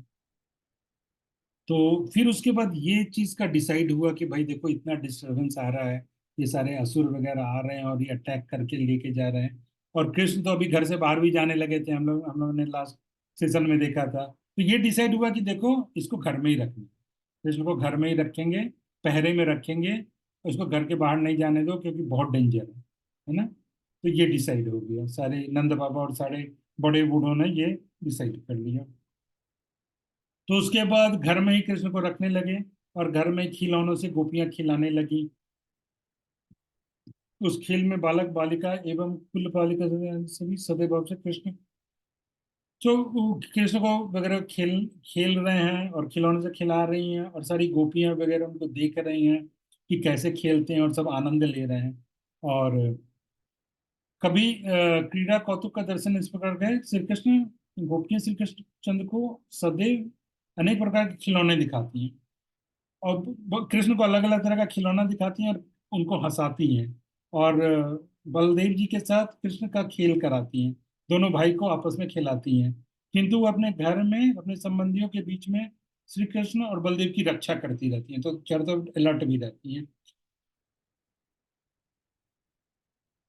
तो कभी कृष्ण जो है वो गोपियों को हंसाते हैं कैसे, कि कभी वो दिखाते हैं कि वो जो है ना वो बलदेव से बलराम से जो है बलदाव से बहुत स्ट्रांग है। तो कभी खेल खेल में क्या करते हैं कि बलदेव को नीचे पटक देते हैं कृष्ण, और बलदेव के ऊपर चढ़ जाते हैं, उनके ऊपर चढ़ के बैठ जाते हैं। और कभी ऐसा दिखाते हैं कि बलदेव जो है वो ज्यादा स्ट्रांग है और स्वयं वो नीचे गिर जाते हैं, और बलदेव जो है उनको नीचे गिरा देते हैं। और इस तरह से अनोखा खेल करते हुए सबको हंसाते रहते हैं। और कभी क्या करते हैं अपना तेज दिखाते हैं कि मैं कितना पावरफुल हूँ, अपने दोनों भुजाओं को फटकारते हैं कि मेरे पास कितना ताकत है। फिर हंसते हंसते दौड़ने लगते हैं, हंसते हंसते दौड़ते हैं, फिर दौड़ते दौड़ते जमीन पे गिर जाते हैं और गिर के रोने लगते हैं। तो ऐसे करके कृष्ण जो है अपना बाल्य रस जो है वो सारे गोपियों को वहां पे दिखा रहे हैं। गोपियां किसी चीज को लाने के लिए बोलती हैं कृष्ण को कि जाओ ये लेके आओ, तो बार बार बोलती हैं। तो तो वो क्या करते हैं कि जाके लेके आते हैं उस चीज को। और कभी क्या करते हैं कि कोई ऐसा चीज जैसे कोई भारी चीज बोल दी कि घड़ा लेके आओ, यशोदा माई बोलती हैं कि घड़ा लेके आओ, तो कभी कि वो लेके आते हैं किसी चीज को, और कभी बोलते हैं नहीं, तो जाके उठाते हैं, नहीं उठ रहा है। तो ऐसे करके देखते हैं गोपियों की तरफ, गोपियां हंसती हैं। तो ऐसे करके सब आनंद ले रहे हैं वहाँ पे। फिर उनसे पूछती हैं तुम्हारा आँख कहाँ है, तुम्हारा नेत्र कहाँ है, तुम्हारा कान कहाँ है। तो कृष्ण बताते हैं, लल्ला बताओ तुम्हारा नेत्र कहाँ है, तो कृष्ण यहाँ, कान कहाँ है, नासिका कहाँ है, तो ऐसे करके कृष्ण बताते हैं। कभी गोपियों के आँख कान पे हाथ रख के बताते हैं कि यहाँ है। तो इस प्रकार वो माँ को और सारे गोपियों को सुख दे रहे हैं। फिर वो चंद्रमा, चलावली में चंद्रमा की परछाई को प्रतिबिंब को देखकर उसे लेने के लिए कृष्ण रुंदन करने लग जाते हैं। कई बोलते हैं मुझे चंद्रमा चाहिए, जो हमने लास्ट क्लास में देखा। तब कोई गोपी क्या करती है, उनको माखन का गोला दिखा के बहलाती है। बोलते हैं चंदा चाहिए, तो बोलते हैं नहीं ये ले लो, वो उसको छोड़ो और ये लो, तो ये खा लो। तो कृष्ण वो गोला ले लेते हैं और उसको खा लेते हैं, चुप हो जाते हैं। कभी उसी गोले से रोते हुए कृष्ण को प्रलोभित करती हैं और उनको बहला देती हैं।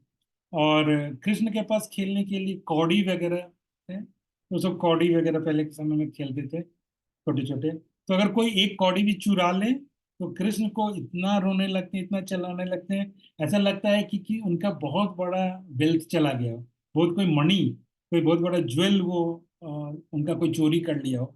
इस ढंग से कृष्ण रोने लगते हैं और चिल्लाने लगते हैं। और इतने विचित्र हैं कि किसी दूसरे का मणि चुरा लिए तो बहुत उनको मजा आता है, और जोर जोर से हंसते हैं, अट्ठास करने लगते हैं, खूब जोर जोर से हंसते लगते हैं। तो फिर गोपियां बोलती हैं कि कृष्ण तुम नाचो, हे बलराम के छोटे भाई, हे हमारे कुल दीपक, हे ब्रजराज के पुत्र, तुम नाचो। ऐसे बोलते हैं, तुम नाचो तो हम तुमको कुछ देंगे, हम तुम्हारे पे कुछ निछावर करेंगे, कुछ डालेंगे। तो गोपियों के इस प्रकार कहने पर कृष्ण नाचते हैं। और फिर कई बार गोपियों को बोलते हैं कि जैसे यहाँ लिखा है, अड़ी बुढ़ियाओ तुम मुझे नचाओ, ऐसे कहकर उनके आगे नृत्य करते हैं। तो फिर वो बोलती हैं कि हे कृष्ण तुम सुंदर बालक हो, नृत्य भी सुंदर करते हो। ऐसे करके गोपियां, वो बूढ़ी गोपियां जो हैं वो कृष्ण को इनकरेज करते हैं और ताल देती हैं, हाथ पे ताल देती हैं, थी जो भी ताती जो है, तो ऐसे करके ताल देती हैं। और कृष्ण जो है उस तरह नाचते हैं। कि नाचने की सुंदरता एवं नृत्य करते करते भूमि में गिरने के कारण, और कभी कभी नाचते नाचते गिर जाते हैं जमीन पर। और जब गिर जाते हैं तो उनको शर्म आती है, उनको लाज लगता है, लज्जा आती है, और भाग के जाते हैं और माँ के आंचल में छुप जाते हैं।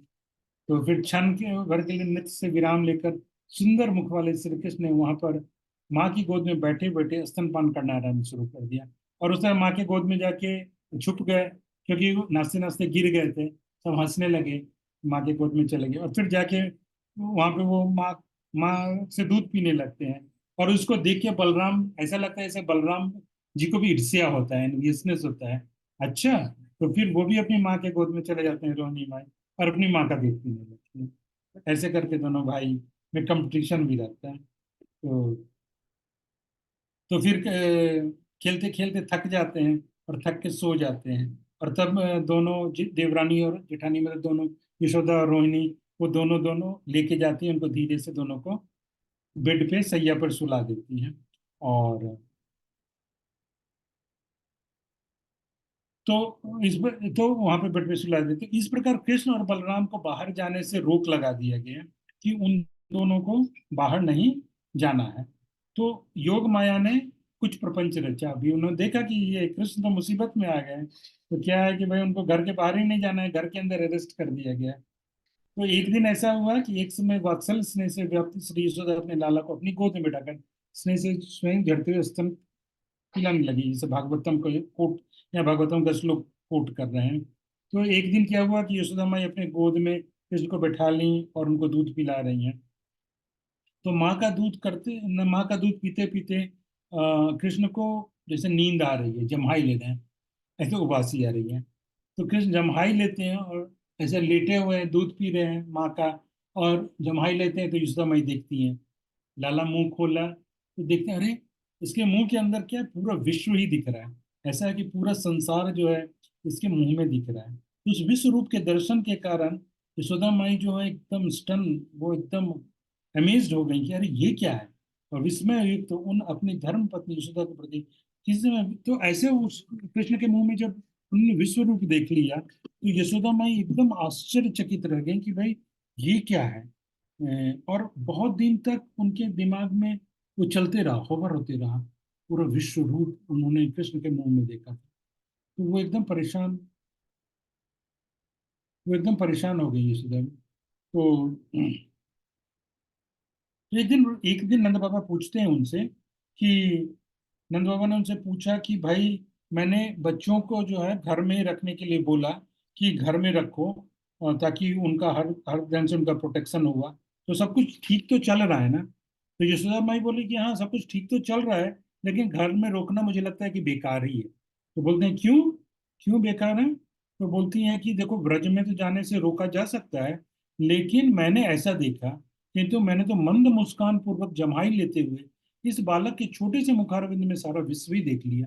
कि ये बच्चा हल्का से मुस्कुरा रहा था और इसके मुंह में सारा विश्व देख लिया। मतलब ये तो शायद कोई असुर वगैरह का भी अटैक नहीं होगा, ये क्या है।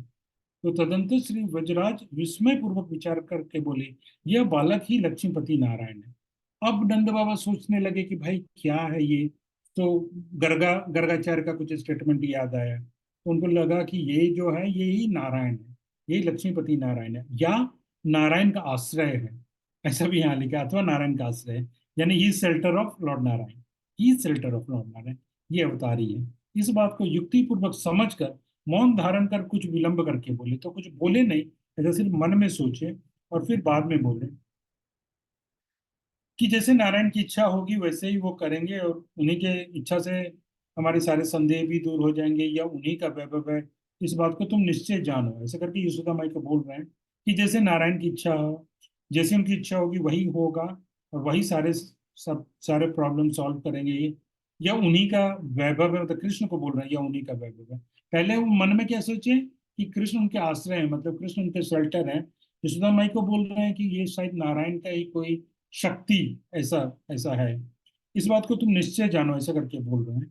और इस समय उस और इस प्रकार उस समय से लेकर, तो जब फिर ब्रजराज जी जो है वो आज्ञा दे देते हैं कि ठीक है, घर में रखने से भी इतना कुछ है नहीं, सब कुछ अंदर ही चल रहा है, तो कुछ फायदा नहीं है। तो बोलते हैं ठीक है चलो, जाने दो, थोड़ा बाहर जाने दो क्योंकि बच्चा घर में कैसे रहेगा, है ना? तो मतलब उसका उसका ग्रोथ और उस सब पे भी असर पड़ता है। और कुछ फायदा भी नहीं हो रहा है यहाँ तो, मुंह में ही विश्व रूप दिखा रहे हैं और क्या। तो ये योग माया ने वहां पे किया, वहां पे कृष्ण के साथ। तब किसी समय अपनी चौपड़ चौपड़ योग माया जब कर रही है, तो कृष्ण भी वही करना, उनकी इच्छा से ही कर रही है, मतलब उनकी इच्छा को ही जान के वैसा प्रकट कर रहे हैं। यहाँ हम बोल देंगे कि कृष्ण ही कर रहे हैं, दोनों एक ही बात है। तब किसी समय अपनी चौपाड़ चतुशाला के पास श्री कृष्ण बलदेव जी के सहित एवं श्री दामासुरन, तो उसके बाद ये लोग ना अपने अपने सखाओं के साथ कृष्ण जो है वो खेलने लगते हैं। वो चौपाल के पास कृष्ण वहाँ पे खेलने लगते हैं। तो मैं देख रहा हूँ कि हाँ, एक लीला और यहाँ पे हम कवर कर लेंगे। वो है मृतिका भक्षण, जो मिट्टी खाए कृष्ण, उसकी लीला को। तो वहां पे वो खेलने लग रहे हैं अपने फ्रेंड सबके साथ, कृष्ण खेल रहे हैं। वहां पर चक्र के चिन्ह से अंकित चरण वाले श्री कृष्ण खेल खेल में, विनोद में जब मिट्टी खाने लगे, खेल खेल में वो क्या कर रहे हैं, मिट्टी खा रहे हैं। तब जो उस प्रकार के अनिष्ट कार्य करें, तो यशोदा माई ने क्या किया था, पहले ही सारे जो सखाओं हैं उनको बोल के रखा था कि देखना कि किसी टाइप का कुछ गड़बड़ी ना हो, क्योंकि भाई इतना अटैक वगैरह भी हो रहा था, तो कहीं भी अगर कुछ भी गड़बड़ हो तो कृष्ण में नजर रखना। ये कुछ गड़बड़ किया, क्योंकि वो चंचल भी हो गए हैं, ये कुछ गड़बड़ किया या कहीं कुछ गड़बड़ हुआ तो हमको बताना। ऐसे करके यशोदा माई के द्वारा डिप्यूटेड थे वो सारे सखा जो हैं। तो वो सारे सखा थे, तो यशोदा माई ने बोल ही रखा था। वही श्री बलराम जी आदि सखागण खेल में कला मचाकर, तो उन्होंने, और उसमें बलराम जी भी थे, उनमें से एक जो है सिपाही यशोदा माई के, तो जिनको बताया गया था भाई ध्यान रखना कृष्ण का। तो फिर जब उन्होंने क्या किया, खेल खेल में कृष्ण से झगड़ा कर लिया, और झगड़ा करके खेल खत्म, झगड़ा में खेल खत्म, और खत्म होके फिर एकांत में जाके, जहाँ माता अकेले हैं उनमें जाके माता को बोल दिया कि देखो कान्हा ने मिट्टी खाई। और माता जी ने भी, माता क्या करती है, चुप चुप धीरे धीरे आती हैं और आके श्री कृष्ण की भुजा पकड़ कर बोलती है, कृष्ण आप हाथ पकड़ लेती है, बोलती है, अरे चंचल, तूने यह क्या दुष्चरित्र कर डाला, मतलब तुमने ये क्या गलत काम करना शुरू कर दिए, ये क्या गलत काम कर रहे हो। तो ये सुनकर श्री कृष्ण अपने मुख कमल को नीचा करके ऐसे नीचे कर लिए अपने मुंह को, और व्याकुल चित्त, हृदय में बहुत व्याकुल है, डर रहे हैं, और सहसा माता से कहा, माँ कुछ नहीं किया। माता बोले, तैने माटी खाई है। पुत्र बोला, इस बात को कौन कहता है। माता माता बोलती है, सब तुम्हारे सभी सखागण, तुम्हारे सारे फ्रेंड बोल रहे हैं।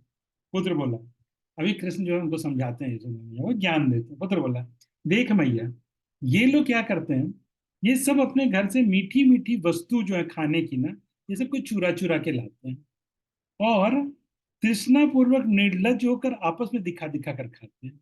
और इनको वो सब अपने घर से चुरा चुरा के लाते हैं, अच्छी अच्छी चीज, मीठी मीठी चीज, और सबको दिखाते हैं, खुद भी खाते हैं, दूसरे को भी खिलाते हैं, और यहाँ हमारी चौपाड़ पर आकर मिलकर खाते हैं। यहाँ ये हमारा जो खेलने का जगह है ना, इसमें भी सब आके ये सब खाते हैं। जब मैंने इनकी चोरी की चीज खाने को अंगीकार नहीं की, जब मैंने मना कर दिया, भाई देखो मैं तो कृष्ण हूँ, मैं तो सीधा साधा हूँ, मैं ये सब चोरी वोरी की चीज नहीं खाता, मना कर दिया। तो जब मैंने चोरी की तब तब किवाड़ों से बंद किए दरवाजे की तरह, और मैंने क्या किया, ऐसे जब मैंने अपना मुंह बंद कर लिया, ऐसे टाइट लिप्ट, और दांत एक के ऊपर एक बिठा लिया कि मैं नहीं खाऊंगा, चोरी की चीज को नहीं खाऊंगा, तो मेरे मुंह में क्या किए, छल से और बल से, ट्रिक से भी और फोर्स से भी, मेरे मुंह में जबरदस्ती वो खाने की चीजों को डाल दिया, है ना। और इन सारे वृत्तांतों को खेद पूर्वक तुम्हारे प्रति निवेदन कर, तो मैं तुमको आगे सब बताने ही वाला था कि देखो ये सब आके यहाँ पे हमारे जो खेलने की जगह है, चौपाट, इसमें ये सब बच्चे आके ये क्या गलत सलत काम करते हैं, सब गंदा गंदा काम करते हैं। और इतने में इन लोगों ने गेस कर लिया, मेरे फ्रेंड ने, कि ये कृष्ण जो है अभी, ये कान्हा जाके अभी हमारा कंप्लेन करेगा यशोदा माई को। इन सब ने पहले ही किया किया खेल में झूठ मूठ का एक विवाद कर दिया, झगड़ा कर लिया, और उसके बाद ये इनसे, अच्छा सॉरी, तो इन सब ने पहले ही किया किया कि तुच्छ विवाद के सहित झूठे मूठे निर्वाद को बनाकर तुम, और इन लोगों ने क्या किया कि बहाना बनाकर ये झूठ मूठ का तुमको बता दिया कि ये मिट्टी खाए, कान्हा ने मिट्टी खाई, और तुम तो बोली हो मैया, तुम तो इन सबके बातों में आ गई, और तुम आगे उल्टा मेरे ही ऊपर चिल्ला रही। तो ये तो यशोदा माता अत्यंत विस्मित होकर अपने मस्तक को ऊंचा नीचा करके ऐसे ऐसे कर रही हमारा, यशोदा जी अपने अपने सिर को ऊंचा नीचा कर रही हैं, और ईषद हास्यपूर्ण, और थोड़ा हंस भी रही है, उनको मतलब बाहर से क्रोध दिखा रही है और अंदर से हंस रही है। बोलती है, कृष्ण तुम तो छलियों के राजा हो, cheater, you are the most cheater among the cheaters, तुम तो सारे छलियों के राजा हो, जो जो चीटर्स है, तुम तो सारे उनके किंग हो। तुम्हारे ये बड़े भैया भी तो उसी बात को कह रहे हैं, बोले ये बलदाऊ जो है, ये भी तो ये बोल रहा है तुम्हारा बड़ा भैया। उस विषय में तुम क्या कहोगे, इसके बारे में तुमको क्या बोलना है, कि ये बलदाऊ भी यही बोल रहा है। तो बोले कृष्ण, बोले पुत्र बोला, ये सब तो गली गली में अपनी अपनी श्रेणी में झूठ बोलते रहते हैं। माता बोली, ये तो बोलते हैं ये सारे जो है ना, ये सारे जो मेरे फ्रेंड हैं, ये सब गली गली में अपने अपने ग्रुप में सब झूठी बोलते रहते हैं। माता बोली, हे छल पूर्वक बोलने वाले, हे मेरे बाप, यह बलदेव प्रमाण रहित अमंगल वाक्य क्यों बोलेगा? ये बलदेव ऐसा इनऑस्पिशियस गलत चीज क्यों बोलेगा, और प्रमाण रहित क्यों बोलेगा, ऐसा बोल रहे, विदाउट प्रूफ क्यों बोलेगा, और इनऑस्पिशियस चीज क्यों बोलेगा? पुत्र बोला, अरे मैया, ये भी तो उसी श्रेणी के अंतर्गत है, ये बलदाऊ जो है ये भी तो उन्हीं के जैसे हैं, ऐसे करके बोल रहे हैं। देख मैया, ये दादा भैया भी अन एक दिन मिट्टी का, अब देखो उन्होंने क्या किया, बलदेव के ऊपर ही डाल दिया। बोला कि ये दादा भैया जो हैं, ये भी एक दिन मिट्टी खा रहे थे। और उनके उस निंदनीय कार्य को निवेदन करने के लिए जब मैं उद्यत हुआ, तब मेरे वचन को मिथ्या बनाने के लिए ये भी मिथ्या बात बना रहे। तो क्या हुआ कि एक दिन ये भी मिट्टी खा रहे थे, और जब मैंने डिसाइड कर लिया कि उनका ये निंदनीय कार्य, ये जो गलत काम कर रहे हैं ना वो मिट्टी खाने का, ये चीज मैं जाके मैया को बताऊंगा, जब मैं ऐसा सोच लिया, प्रिपेयर हो गया, तब मेरे वचन को झूठ करने के लिए कि जाके बोल देगा कन्हैया कि बलदाऊ मिट्टी खा रहा है, तो कि मैं क्या करता हूँ कि पहले ही मैया को बोल देता हूँ कि कृष्ण मिट्टी खा रहा है, तो फिर तो मैया विश्वास नहीं करेगी जब ये मेरा कंप्लेन करेगा। तो इसलिए ये सारा ये झूठा बात बना बना कर और तुमको देती है। तो माता कृष्ण के मुख को पकड़ के हास्य पूर्वक बोली कि बहुत देर से तो ये क्या निगल रहा है, धीरे धीरे क्या घोट रहा है, निगल रहा है। पुत्र बोला, कृष्ण बोले, मैंने पहले ही तो कहा, पहले ही तो तुमको बोला कि मेरे मुंह में बलपूर्वक गले के भीतर प्रवेश कराने के लिए कोई वस्तु अर्पण कर दी है।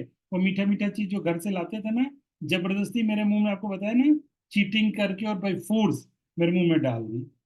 माता बोली, धूर्त, मैं इस बात को कैसे जानूं, मैं कैसे बिलीव करूं कि तुम जो बोल रहे हो वो सही है? तो पुत्र बोला, मेरे मुंह को ही देख लो। पुत्र बोला, इस समय मेरे मुंह को ही देख लो। तो माता क्रोध एवं हास्य सहित बोली। मैया को गुस्सा भी आ रहा है और हंस भी रही है, क्या क्या बहाना बना रहा है, इतना बड़ा ट्रिक, कितना बड़ा छलिया है। माता बोली, मुख फैला, मैं देखती हूँ, खोल मुंह। तो तदंतर श्री कृष्ण ने माता के भय से, माता डर गए कृष्ण, माता इतना जोर से बोली, माता के भय से मिट्टी के चिन्ह से युक्त भी अपने मुख को शीघ्र फैला दिया। कृष्ण ने अपना मुख खोल दिया। उसके पश्चात श्री कृष्ण के भय को जानती हुई एवं उनके कार्य का समाधान करती हुई उस योग माया ने श्री कृष्ण के अंतःकरण का संयोग प्राप्त कर माता का कोप शांत करने के लिए माता को दोबारा भी श्री कृष्ण के मुख में विश्व रूप को दिखा दिया। तो विश्व को दिखा दिया। तो अभी योग माया जो है समझ गई कृष्ण के अंदर में क्या चल रहा है, और उनके साथ उनका पूरा सिंक्रोनाइजेशन है। तो ऐसा समझ के योग माया ने क्या किया, माँ के गुस्सा को शांत करने के लिए, माँ बहुत गुस्से, बहुत क्रोध में है, रहे मारेंगी आज, क्या करेंगी, तो इसलिए माँ को थोड़ा सा हैंडल करने के लिए योग माया ने क्या किया, एक बार फिर से कृष्ण के मुंह में विश्व को दिखा। तो माता ने देखा, इसमें ब्रजेश्वरी ने यह परामर्श किया, यह कैसी आश्चर्य की घटना है, देखो यह जगत बाहर जिस प्रकार दिखता है, दिखाई देता है, पुत्र के मुख में भी वैसा ही दिखाता है, बाहर जो दुनिया दिख रहा है इसके मुंह में भी वैसा ही दिख रहा है। उसके बाद यह भूमि उनके मुंह में दिख रहा है, ये भूमि दिख रही है, भूमि में मथुरा मंडल दिख रहा है, मथुरा मंडल में भी गोकुल दिख रहा है, गोकुल में ब्रजकुल दिख रहा है, मतलब इनका परिवार दिख रहा है। तब मैंने भी इस ब्रज भूमि के बीच में उसी बालक को पकड़, और देख रहे हैं उनके मुंह में कि उनके मुंह में ये फिल्म चल रहा है कि उसके उनके मुंह में भी एक कृष्ण है और यशोदा है, एक यशोदा है जिसने उसको पकड़ के रखा है। और अहो, इसलिए अहो यह क्या है, किस प्रकार से है, हाय यह क्या अनिष्ट घटना सिद्ध हो रही है। इस मैया पूरा बिवल्डर हो जाती है, इस मैया पूरा डर जाती है, और उनको पूरा ऐश्वर्य ज्ञान आ जाता है। और वो पूरा ऐसे सोचते हैं, मैं यशोदा हूँ, ब्रजाधिपति मेरे पति है, यह मेरा वही पुत्र है, तो अपना यही गोकुल भी प्रतीत हो रहा है उनके मुंह में। तथापि मेरे लाला के मुंह में ये सारा जगत जिसकी माया से दिखाई पड़ रहा है, एवं जिसकी माया से इस प्रकार मेरी कुमति हो रही है, वही मेरी गति, अर्थात वही मेरे प्रभु मेरे स्वभाव की स्थिरता है। तो बोले ये इनकी माया है, इनकी माया से ये सब दिख रहा है, और इसी उनकी माया से ही मेरी बुद्धि जो है भ्रष्ट हो रही है, कुमति हो रही है, और वही प्रभु मेरे गति हैं, वही मेरे शेल्टर हैं, वही प्रभु मेरे स्वभाव, वही मेरे चित्त को शांत करें, ऐसे करके उनमें ऐश्वर्य भाव आ रहा है। इस प्रकार की प्रार्थना के अनंतर उन्हीं श्री नारायण ने उन्हें यशोदा को नितांत पुत्र भाव से प्राण उचित स्नेह को ही बढ़ा दिया। तो फिर उस समय देखते हैं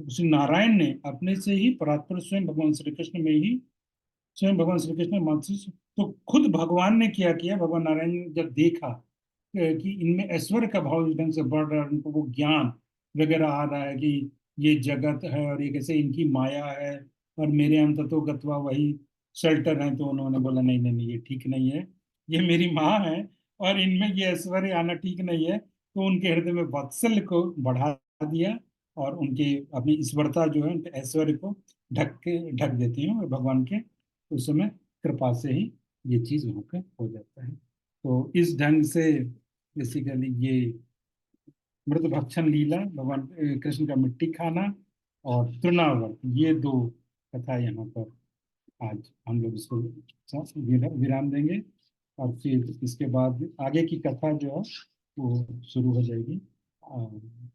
अगले सेशन में हम देखेंगे। तो आगे की कथा में बहुत शॉर्ट में फिर वो कवर हो जाएगा कृष्ण का फल फल क्रय लीला, वो फ्रूट्स जो खरीदते हैं और उसके बाद उनका थोड़ा सा शरारत आ जाएगा जब वो जा रहे हैं माखन चोरी करने के लिए गोपियों के घर में, और गोपियां आती हैं तो कृष्ण को लाना देती हैं, सॉरी यशोदा माई को लाना देती हैं।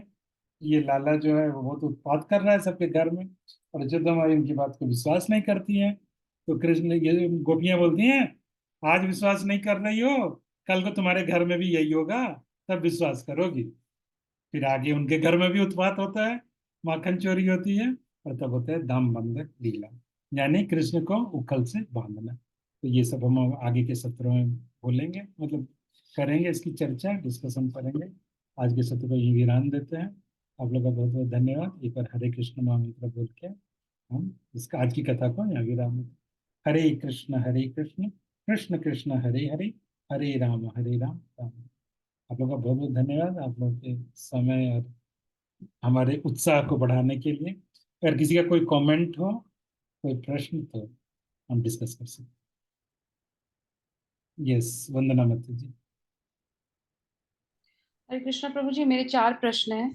पहला प्रश्न तो ये कि आप बोले कि तिल का जो है 6 कार्य तिल से किया गया उस समय पर। पहला दान, दूसरा स्नान, तीसरा उपटन, चौथा भोज्य पदार्थ। बाकी का 2 क्या था? अच्छा ठीक है, मैं आपको देख के बताता हूँ। एक तो था वो हवन में डालना, ठीक है। एक तो हवन में था, क्योंकि ये सब तो वो है ना कर्म कांड।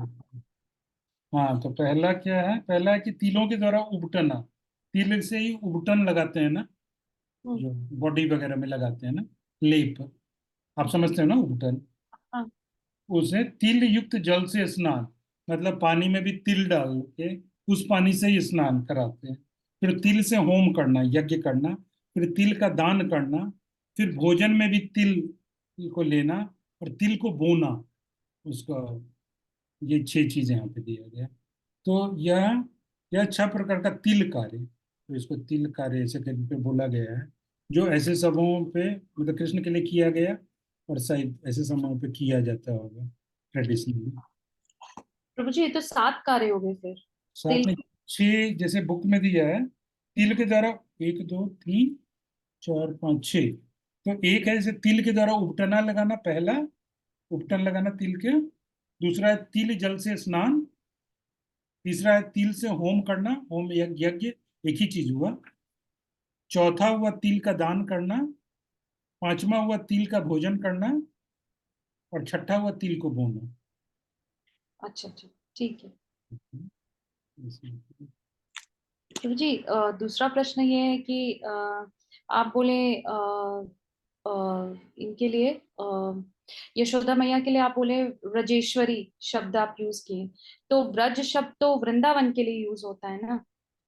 एक्चुअली वो एक तो जनरल है, मतलब जैसे अपन क्या वृंदावन बोल देते हैं, वृंदावन क्या है वो व्रज में, व्रज हो गया बड़ा 84, एक कितना है 84 कोस का जो है ना व्रज, 184 कोस या 84 कोस, कितना बोलते हैं? 84 कोस। 84 कोस ना, तो वो व्रज हो गया। वो पूरा का पूरा व्रज है। और उसमें 12 वन है उसके अंदर भी। उसमें एक वन है जो वृंदावन, जिसको हम बोलते हैं यहाँ अपना कृष्ण बलराम टेम्पल वगैरह, जो परिक्रमा जो हम वृंदावन का परिक्रमा देते हैं, तो वो हो गया वृंदावन। तो जब हम व्रजराज बोलते हैं, तो व्रजराज का मतलब है पूरे व्रज के राजा, तो वो कौन है? नंद बाबा।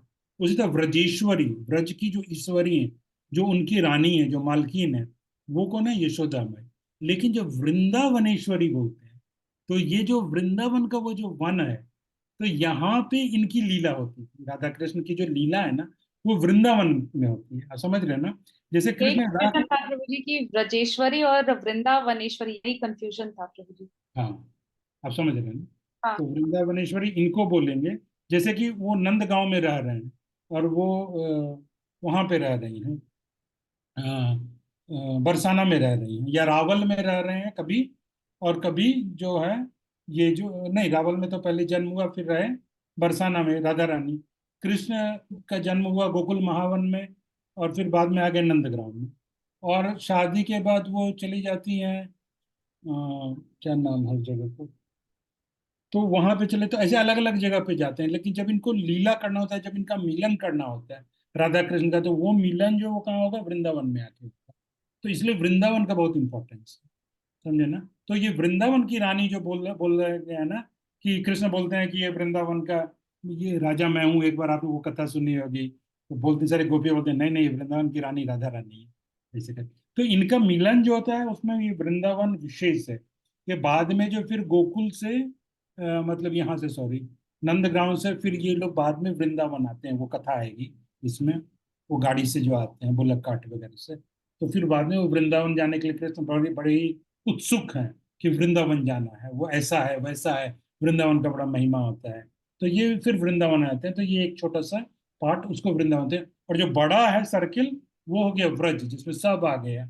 आपका गोकुल महावन, ये वो, उधर आपका गोवर्धन वगैरह, और भी उसके भी मतलब दूर दूर तक का जो भी इलाका है, तो ये सारा गोकुल महावन, नंदगांव, बरसाना, ये सब व्रज में आ गए। ओके प्रभु जी। थर्ड क्वेश्चन ये था प्रभु जी, आप बोले कि जो भौतिक वैकुंठ है, रमा वैकुंठ उसको बोलते हैं। हाँ, तो उसमें तो गर्भोदक्षाई विष्णु शयन करते हैं, लेकिन वो जो आध्यात्मिक वैकुंठ का जब हम लोग बात करते हैं, तो वो क्या कारणोदक्षाई विष्णु जो है, वो आदि, जहाँ उनका आधिपत्य, वो हम लोग ऐसे समझे क्या? ये जो वैकुंठ है, रमा वैकुंठ, इसमें जहाँ तक मेरा अंडरस्टैंडिंग है, ये गर्भोदक साई विष्णु के शयन का स्थान नहीं है। गर्भोदक साई विष्णु तो ये सारे उसके नीचे, मतलब ये सारे ब्रह्मांड के सबसे नीचे में जो गर्भ सागर है, वहां पे गर्भोदक साई विष्णु रहते हैं। और कार्णोदक साई विष्णु, वो तो वैकुंठ, वो परम परम व्योम वैकुंठ जो है, वो वहां पे नहीं है। कार्णोदक साई विष्णु, देखिए ये सारा क्रिएशन से रिलेटेड है। जब सृष्टि का क्रिएशन करना है, तो कार्णोदक साई विष्णु प्रकट होते हैं, है ना, वो कारण सागर में।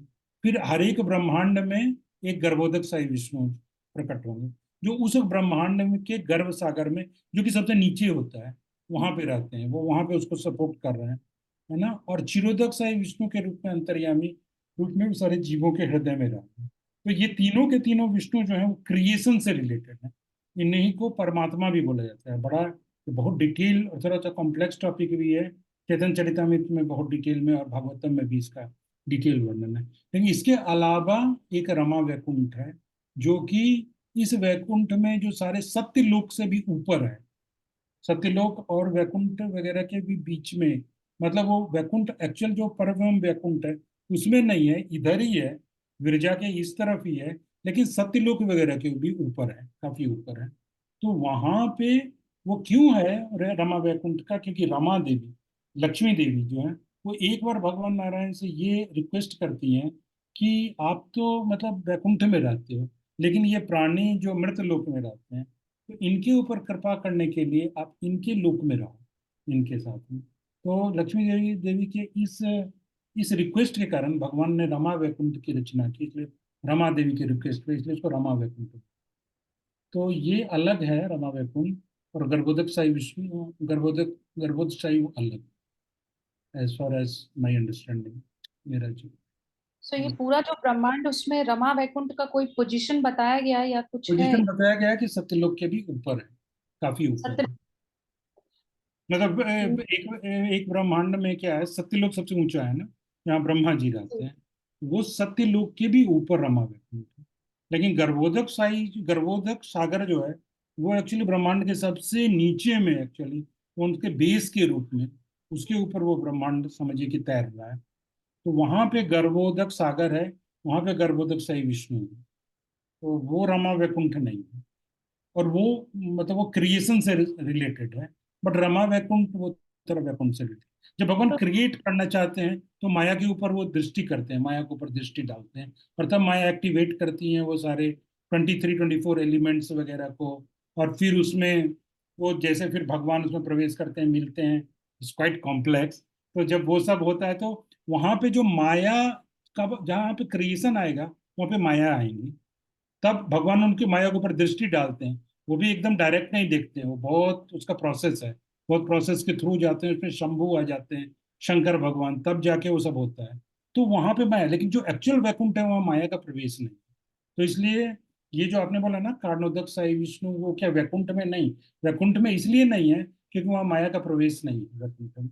लेकिन यहाँ पे माया का प्रवेश है, मतलब माया को देखते हैं, इसलिए ये तीनों को मतलब बोलते हैं कि ये माया को इनडायरेक्टली टच करते हैं, डायरेक्टली तो नहीं टच करते हैं, इनडायरेक्टली। ये थोड़ा सा अलग टॉपिक है, मतलब इसको फिर तो अलग से काफी विस्तार से समझना पड़ेगा। ओके। इमीडिएट कोई क्वेश्चन और है तो इससे रिलेटेड भी आपके, आप कुछ बोल रहे थे तो बोल दीजिए, बट अदरवाइज ये टॉपिक पूरा समझने के लिए काफी एक्सप्लेनेशन लगेगा। इससे, इस पर्टिकुलर टॉपिक से रिलेटेड दो क्वेश्चन प्रभु जी, मैं क्वेश्चन बता दे रही हूँ, अगर आप इलाबरेट बाद में करना चाहें तो कर सकते हैं। क्वेश्चन ये है कि कारणोदक्षाय विष्णु जब दृष्टि करते हैं तो मतलब जब सांस वापस खींचते हैं तो कितने सारे मल्टीवर्सेस हैं। तो हम लोग पढ़े हैं कि अलग अलग समय में अलग अलग चीज होते रहते हैं, अलग अलग ये चलते रहते हैं, कल्पस भेद होते हैं। तो उस कहीं कभी सतयुग चल रहा होगा, कहीं कभी द्वापर युग चल रहा होगा। तो जब अंदर खींचते हैं सांस तो सारा यूनिवर्सेस तो अंदर चल जाता है, तो फिर युगास तो इनकम्प्लीट हो जाता होगा ना किसी अच्छा। में। ये तो मुझे मालूम नहीं कि ऐसे ये सारे, ये बात आपने अच्छा क्वेश्चन की है कि क्या वो जब खींचते हैं तो सारा का सारा चला गया, तो कहीं उसमें सतयुग चल रहा होगा और कहीं द्वापर, तो ये क्या सारा का सारा इनकम्प्लीट हो गया कहीं पे और कहीं कंप्लीट हुआ? ऐसा कोई वर्णन मैं कभी सुना नहीं हुआ था कि ये मतलब इस लेवल पे, कर्णोदक साई विष्णु के लेवल पे कि वो सब अंदर खींचे। तो कई बार चीजों को बहुत सिंपल वे में बता दिया जाता है, लेकिन ये चीजें एक्चुअली जब डिटेल में अपन जानते हैं ना तो ये काफी कॉम्प्लिकेटेड है, काफी कॉम्प्लेक्स है, काफी डिटेल्स है। जैसे मैं आपको बोला ना कि जब माया की तरफ भी देखते हैं तो डायरेक्टली तो भगवान माया की तरफ देखते ही नहीं है, और बीच में कितना प्रोसेस हो जाता है। तो मैं इसका ट्राई करूंगा कभी किसी वैसा विद्वान भक्त को पूछने का। लेकिन ऐसा तो नहीं होता होगा, लेकिन ऐसा कैसे नहीं होता है, क्योंकि ये बात भी आपका सही है कि किसी यूनिवर्स में कोई कोई काल चल रहा है और किसी में कोई और काल चल रहा है। तो वो सबका सब जब समेटा जाता है कारणोदक साई विष्णु के लेवल पे, उस समय कैसे होता है, आई डोंट नो, मैंने कभी इतना सोचा नहीं। लेकिन आई ट्राई टू फाइंड, अगर कभी मिलता है तो बोलता हूँ। और और बोलिए। और प्रभु जी, अभी आप बोले कि जो भौतिक वैकुंठ है रमा देवी के साथ, वो विष्णु जी का नाम आपको पता है कि सिर्फ वो विष्णु जी हम उनको समझ सकते हैं, उनके साथ जो विष्णु जी रहते हैं? नहीं, विष्णु ही नाम है वहाँ पे तो, लक्ष्मी नारायण ही है वहाँ पे। वहाँ पे कोई ऐसा अलग नाम तो मैं नहीं सुना, विष्णु ही है। ओके। एंड मेरा लास्ट क्वेश्चन है प्रभु जी कि आप बोले कि जय विजय सातवें द्वार पे खड़े थे और संवाद हो रहा था नारायण और जी और रमा देवी जी के बीच में, तो फिर वो कैसे सुन लिए? सुन लिए, मतलब ऐसा सिस्टम था कि वो सुन सुन लिए, भगवान चाहते थे उनको सुनना तो सुन लिए। जैसे मान लीजिए कि वो सातवां द्वार एकदम अंतःपुर के बाहर हो, बेडरूम के बाहर हो, तो अगर जोर से बोलें तो बेडरूम से बाहर भी आवाज जा सकती है, तो समथिंग लाइक दैट। और ये तो बड़े ही अलग ही चीज है कि भगवान जब जिसको जो चाहे तो सुनाना तो सुन ही लेगा। तो इस ढंग से है सिस्टम, वहां पे कुछ हुआ होगा कि भगवान चाहते होंगे कि वो सुन ले, क्योंकि अल्टीमेटली तो ये उनकी लीला है। जैसे वो चाहते हैं लीला अनफोल्ड करना, वैसे लीला अनफोल्ड होगी। तो जब वो चाहेंगे कि कोई सुन ले तो कोई सुन लेगा, जब वो चाहेंगे कोई नहीं सुने तो कोई सामने रखे भी नहीं सुनेगा। जैसे कि जगन्नाथपुरी में जगन्नाथ भगवान को समुद्र का आवाज आता था, तो फिर बाद में कर्ण पाटव हनुमान वहां पे खड़े हो जाते हैं ना, तो वो भगवान वो जो समुद्र से आने वाला जो साउंड है उसको वो रोक लेते हैं हनुमान जी अपने कानों से, कर्ण पाटव हनुमान। तो उससे कैसे जगन्नाथ भगवान के यहाँ तक वो साउंड जाना बंद हो जाता है, it is like beyond our understanding, हमारे समझ से परे है। ऐसे ही है उनके, उनकी शक्ति और उनकी लीला। Thank you so much Prabhu ji, thank you so much. शायद आपको पूरी तरह मैं नहीं भी आंसर कर पाया होगा, बट इट्स ओके कि अगर आगे मुझे कोई कुछ मिलता है तो I share. Okay prabhu ji. Thank you. Hare Krishna. और किसी का कोई comment question? Hare Krishna prabhu ji. Yes मती, हरे कृष्णा।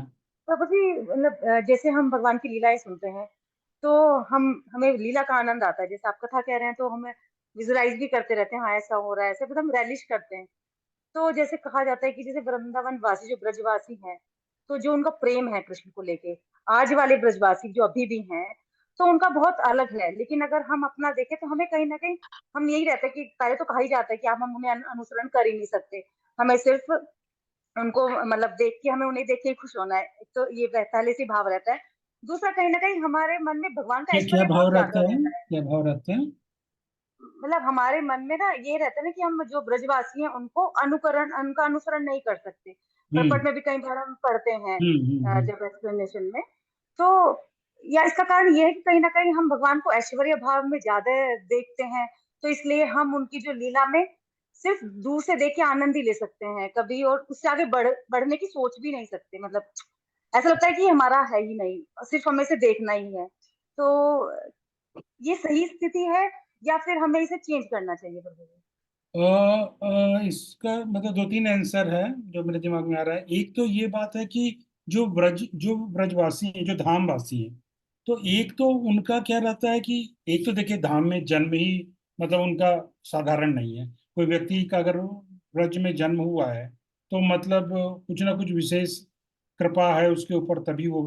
और यही तो एक जो व्यक्ति किसी धाम में जन्म लिया उसका जो भगवान से जो कनेक्शन रहता है वो एक अलग ही लेवल का रहता है, वो बचपन से ही उसके माइंड में।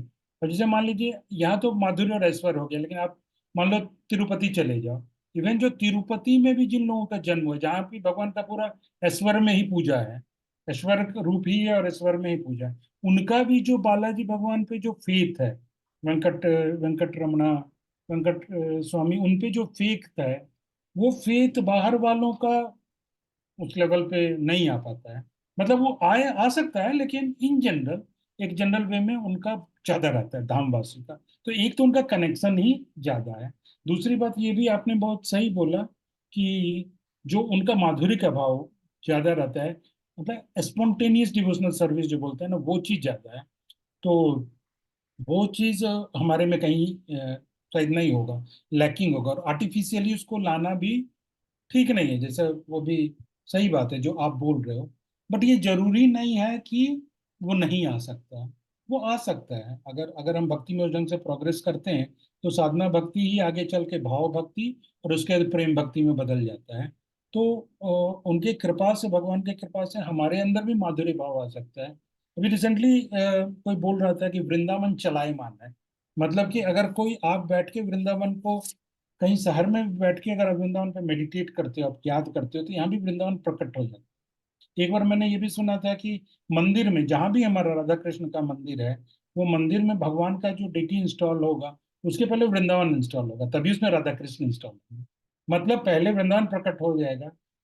मतलब हम नहीं से देख सकते, नहीं समझ सकते हैं, लेकिन वो प्रकट होता है और तभी वहाँ राधा कृष्ण के भाव में, माधुर्य भाव में वो वहां पे स्थापित होंगे। है ना? तो ये सारी बातें हैं। तो ये बात भी सही है कि उनका माधुर्य का कनेक्शन थोड़ा सा ज्यादा रहता है, हमारा कम रहता है। एक बार मेरे को एक डिवोटी बता रहे थे कि आप मतलब ये देखोगे ना, कहीं ब्रज में देखोगे कि वो सब बंदा, वो लड़का सब होगा, वो पान खा रहा है और वो चारों तरफ वो पीक फेंक रहे हैं, बड़े बड़े बाल स्टाइल में रखे हुए हैं, वो बाइक चला रहा है, और हो सकता है मतलब इस ढंग से वो कर रहे हैं। तो जैसे लगता है ना कि, लेकिन अगर कभी राधा कृष्ण की ऐसी बात आ गई और आपने कुछ उल्टा सीधा बोल दिया ना, तो वो मरने मारने पे उतारू हो सकता है। कृष्ण के लिए, राधा रानी के लिए वो मरने मारने पे भी उतारू हो सकता है, झगड़ा कर सकता है। मतलब उनका प्रेम का जो लेवल है, उनका जो फेथ का जो लेवल है, वो इतना सारी डेप्थ है कि वो एक अलग ही लेवल पे। बट क्या हमारे, हाँ ये बात है कि हमको आर्टिफिशियली मतलब वो अगर हम करेंगे तो फिर वो सही एक ढंग से हम बोल सकते हैं कि फिर आर्टिफिशियल लेवल है। बट इसका ये भी मतलब नहीं है कि किसी में वो भाव नहीं उत्पन्न हो सकता है। कोई भक्ति करते हुए और चैतन्य महाप्रभु के शरणागत होके, और वो ब्रज भाव को ब्रज से दूर रख के भी वृंदावन उसके हृदय में उदित हो सकता है। और इसके कई एग्जाम्पल भी मिल जाएंगे कि जैसे अभी आप देखो ना कि अभी आप ये देखिए, एक समय में आपको एक मैं बहुत अमेजिंग एग्जाम्पल दूंगा। और वो एग्जाम्पल क्या है कि कैसे राधा मदन मोहन, कैसे राधा गोविंद देव, कैसे राधा गोपीनाथ, कैसे राधा माधव, हाँ ये सब डेटीज कैसे चले गए वृंदावन से। यानी वो डिवोटीज, वो राजपूत परिवार का, मैंने एक बार ये क्वेश्चन एक ब्रजवासी बहुत बड़े विद्वान से पूछा कि महाराज ये कैसे चले गई, मतलब डेटीज कैसे चले गए, ये हमारे हमारे रूप गोस्वामी इनके डेटीज वगैरह, और वो ब्रज में इंस्टॉल थे, तो ये डेटी कैसे चले गए, मतलब ब्रज को छोड़ के। तो उन्होंने बोला कि उस परिवार का इतना ज्यादा सेवा भाव था, इतना अट्रैक्शन था बाद के समय में, वो गोस्वामियों के जाने के बाद जो हुआ, तो भगवान उनको उनकी इच्छा को पूर्ण करने के लिए वो व्रज छोड़ के जयपुर चले गए, राजस्थान चले गए, है ना। और उसका साक्षात प्रमाण है राधा मदन मोहन, कि फिर वो व्रज से करौली चले गए, है ना। आपको कथा मालूम है कि वो राजपूताना, वो उनकी बेटी थी जो राधा मदन मोहन की वो बहुत करती थी, बहुत उनसे प्रेम करती थी, और उनकी शादी, बेटी की शादी हुई करौली में। तो भगवान ने स्वप्न में दर्शन दिया राजा को कि भाई मेरे को भी भेजो, जहाँ ये जा रही है मैं भी वहीं पे जाऊंगा। तो भगवान, तो ये एक बहुत अच्छा एग्जाम्पल है कि क्या वो माधुर्य भक्ति, क्या वो बाहर प्रकट हो सकती है? बिल्कुल प्रकट हो सकती है, वो व्रज के बाहर भी प्रकट हो सकती है। लेकिन व्रज वही वृंदावन है, वही वो वहां पे भी प्रकट हो गया, जयपुर में भी उन मंदिरों में आज भी प्रकट है। और उसी भाव से पूजा होती है। आप देखिए राधा गोविंद देव जी का कैसे पूजा होता है, उसी भाव से होता है। तो वो वृंदावन वहां भी प्रकट होते होते उनका उनका लेवल उतना बढ़ गया, जरूर बढ़ गया होगा, तभी तो वो डेटीज वहां चले गए। खास करके मदन मोहन देखकर बोल रहे हैं कि वो फिर यहाँ से जयपुर गए और फिर जयपुर से करौली आए, है ना। लेकिन तो इसलिए तो हो जरूर सकता है।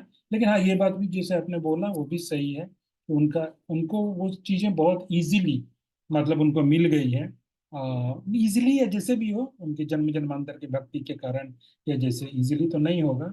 लेकिन हमको भी मतलब साधना भक्ति कर करके उस लेवल पे पहुंचना होगा, तब जाके वो भाव भक्ति और प्रेम भक्ति के रूप में वो मतलब चेंज होगा, परिणत होगा।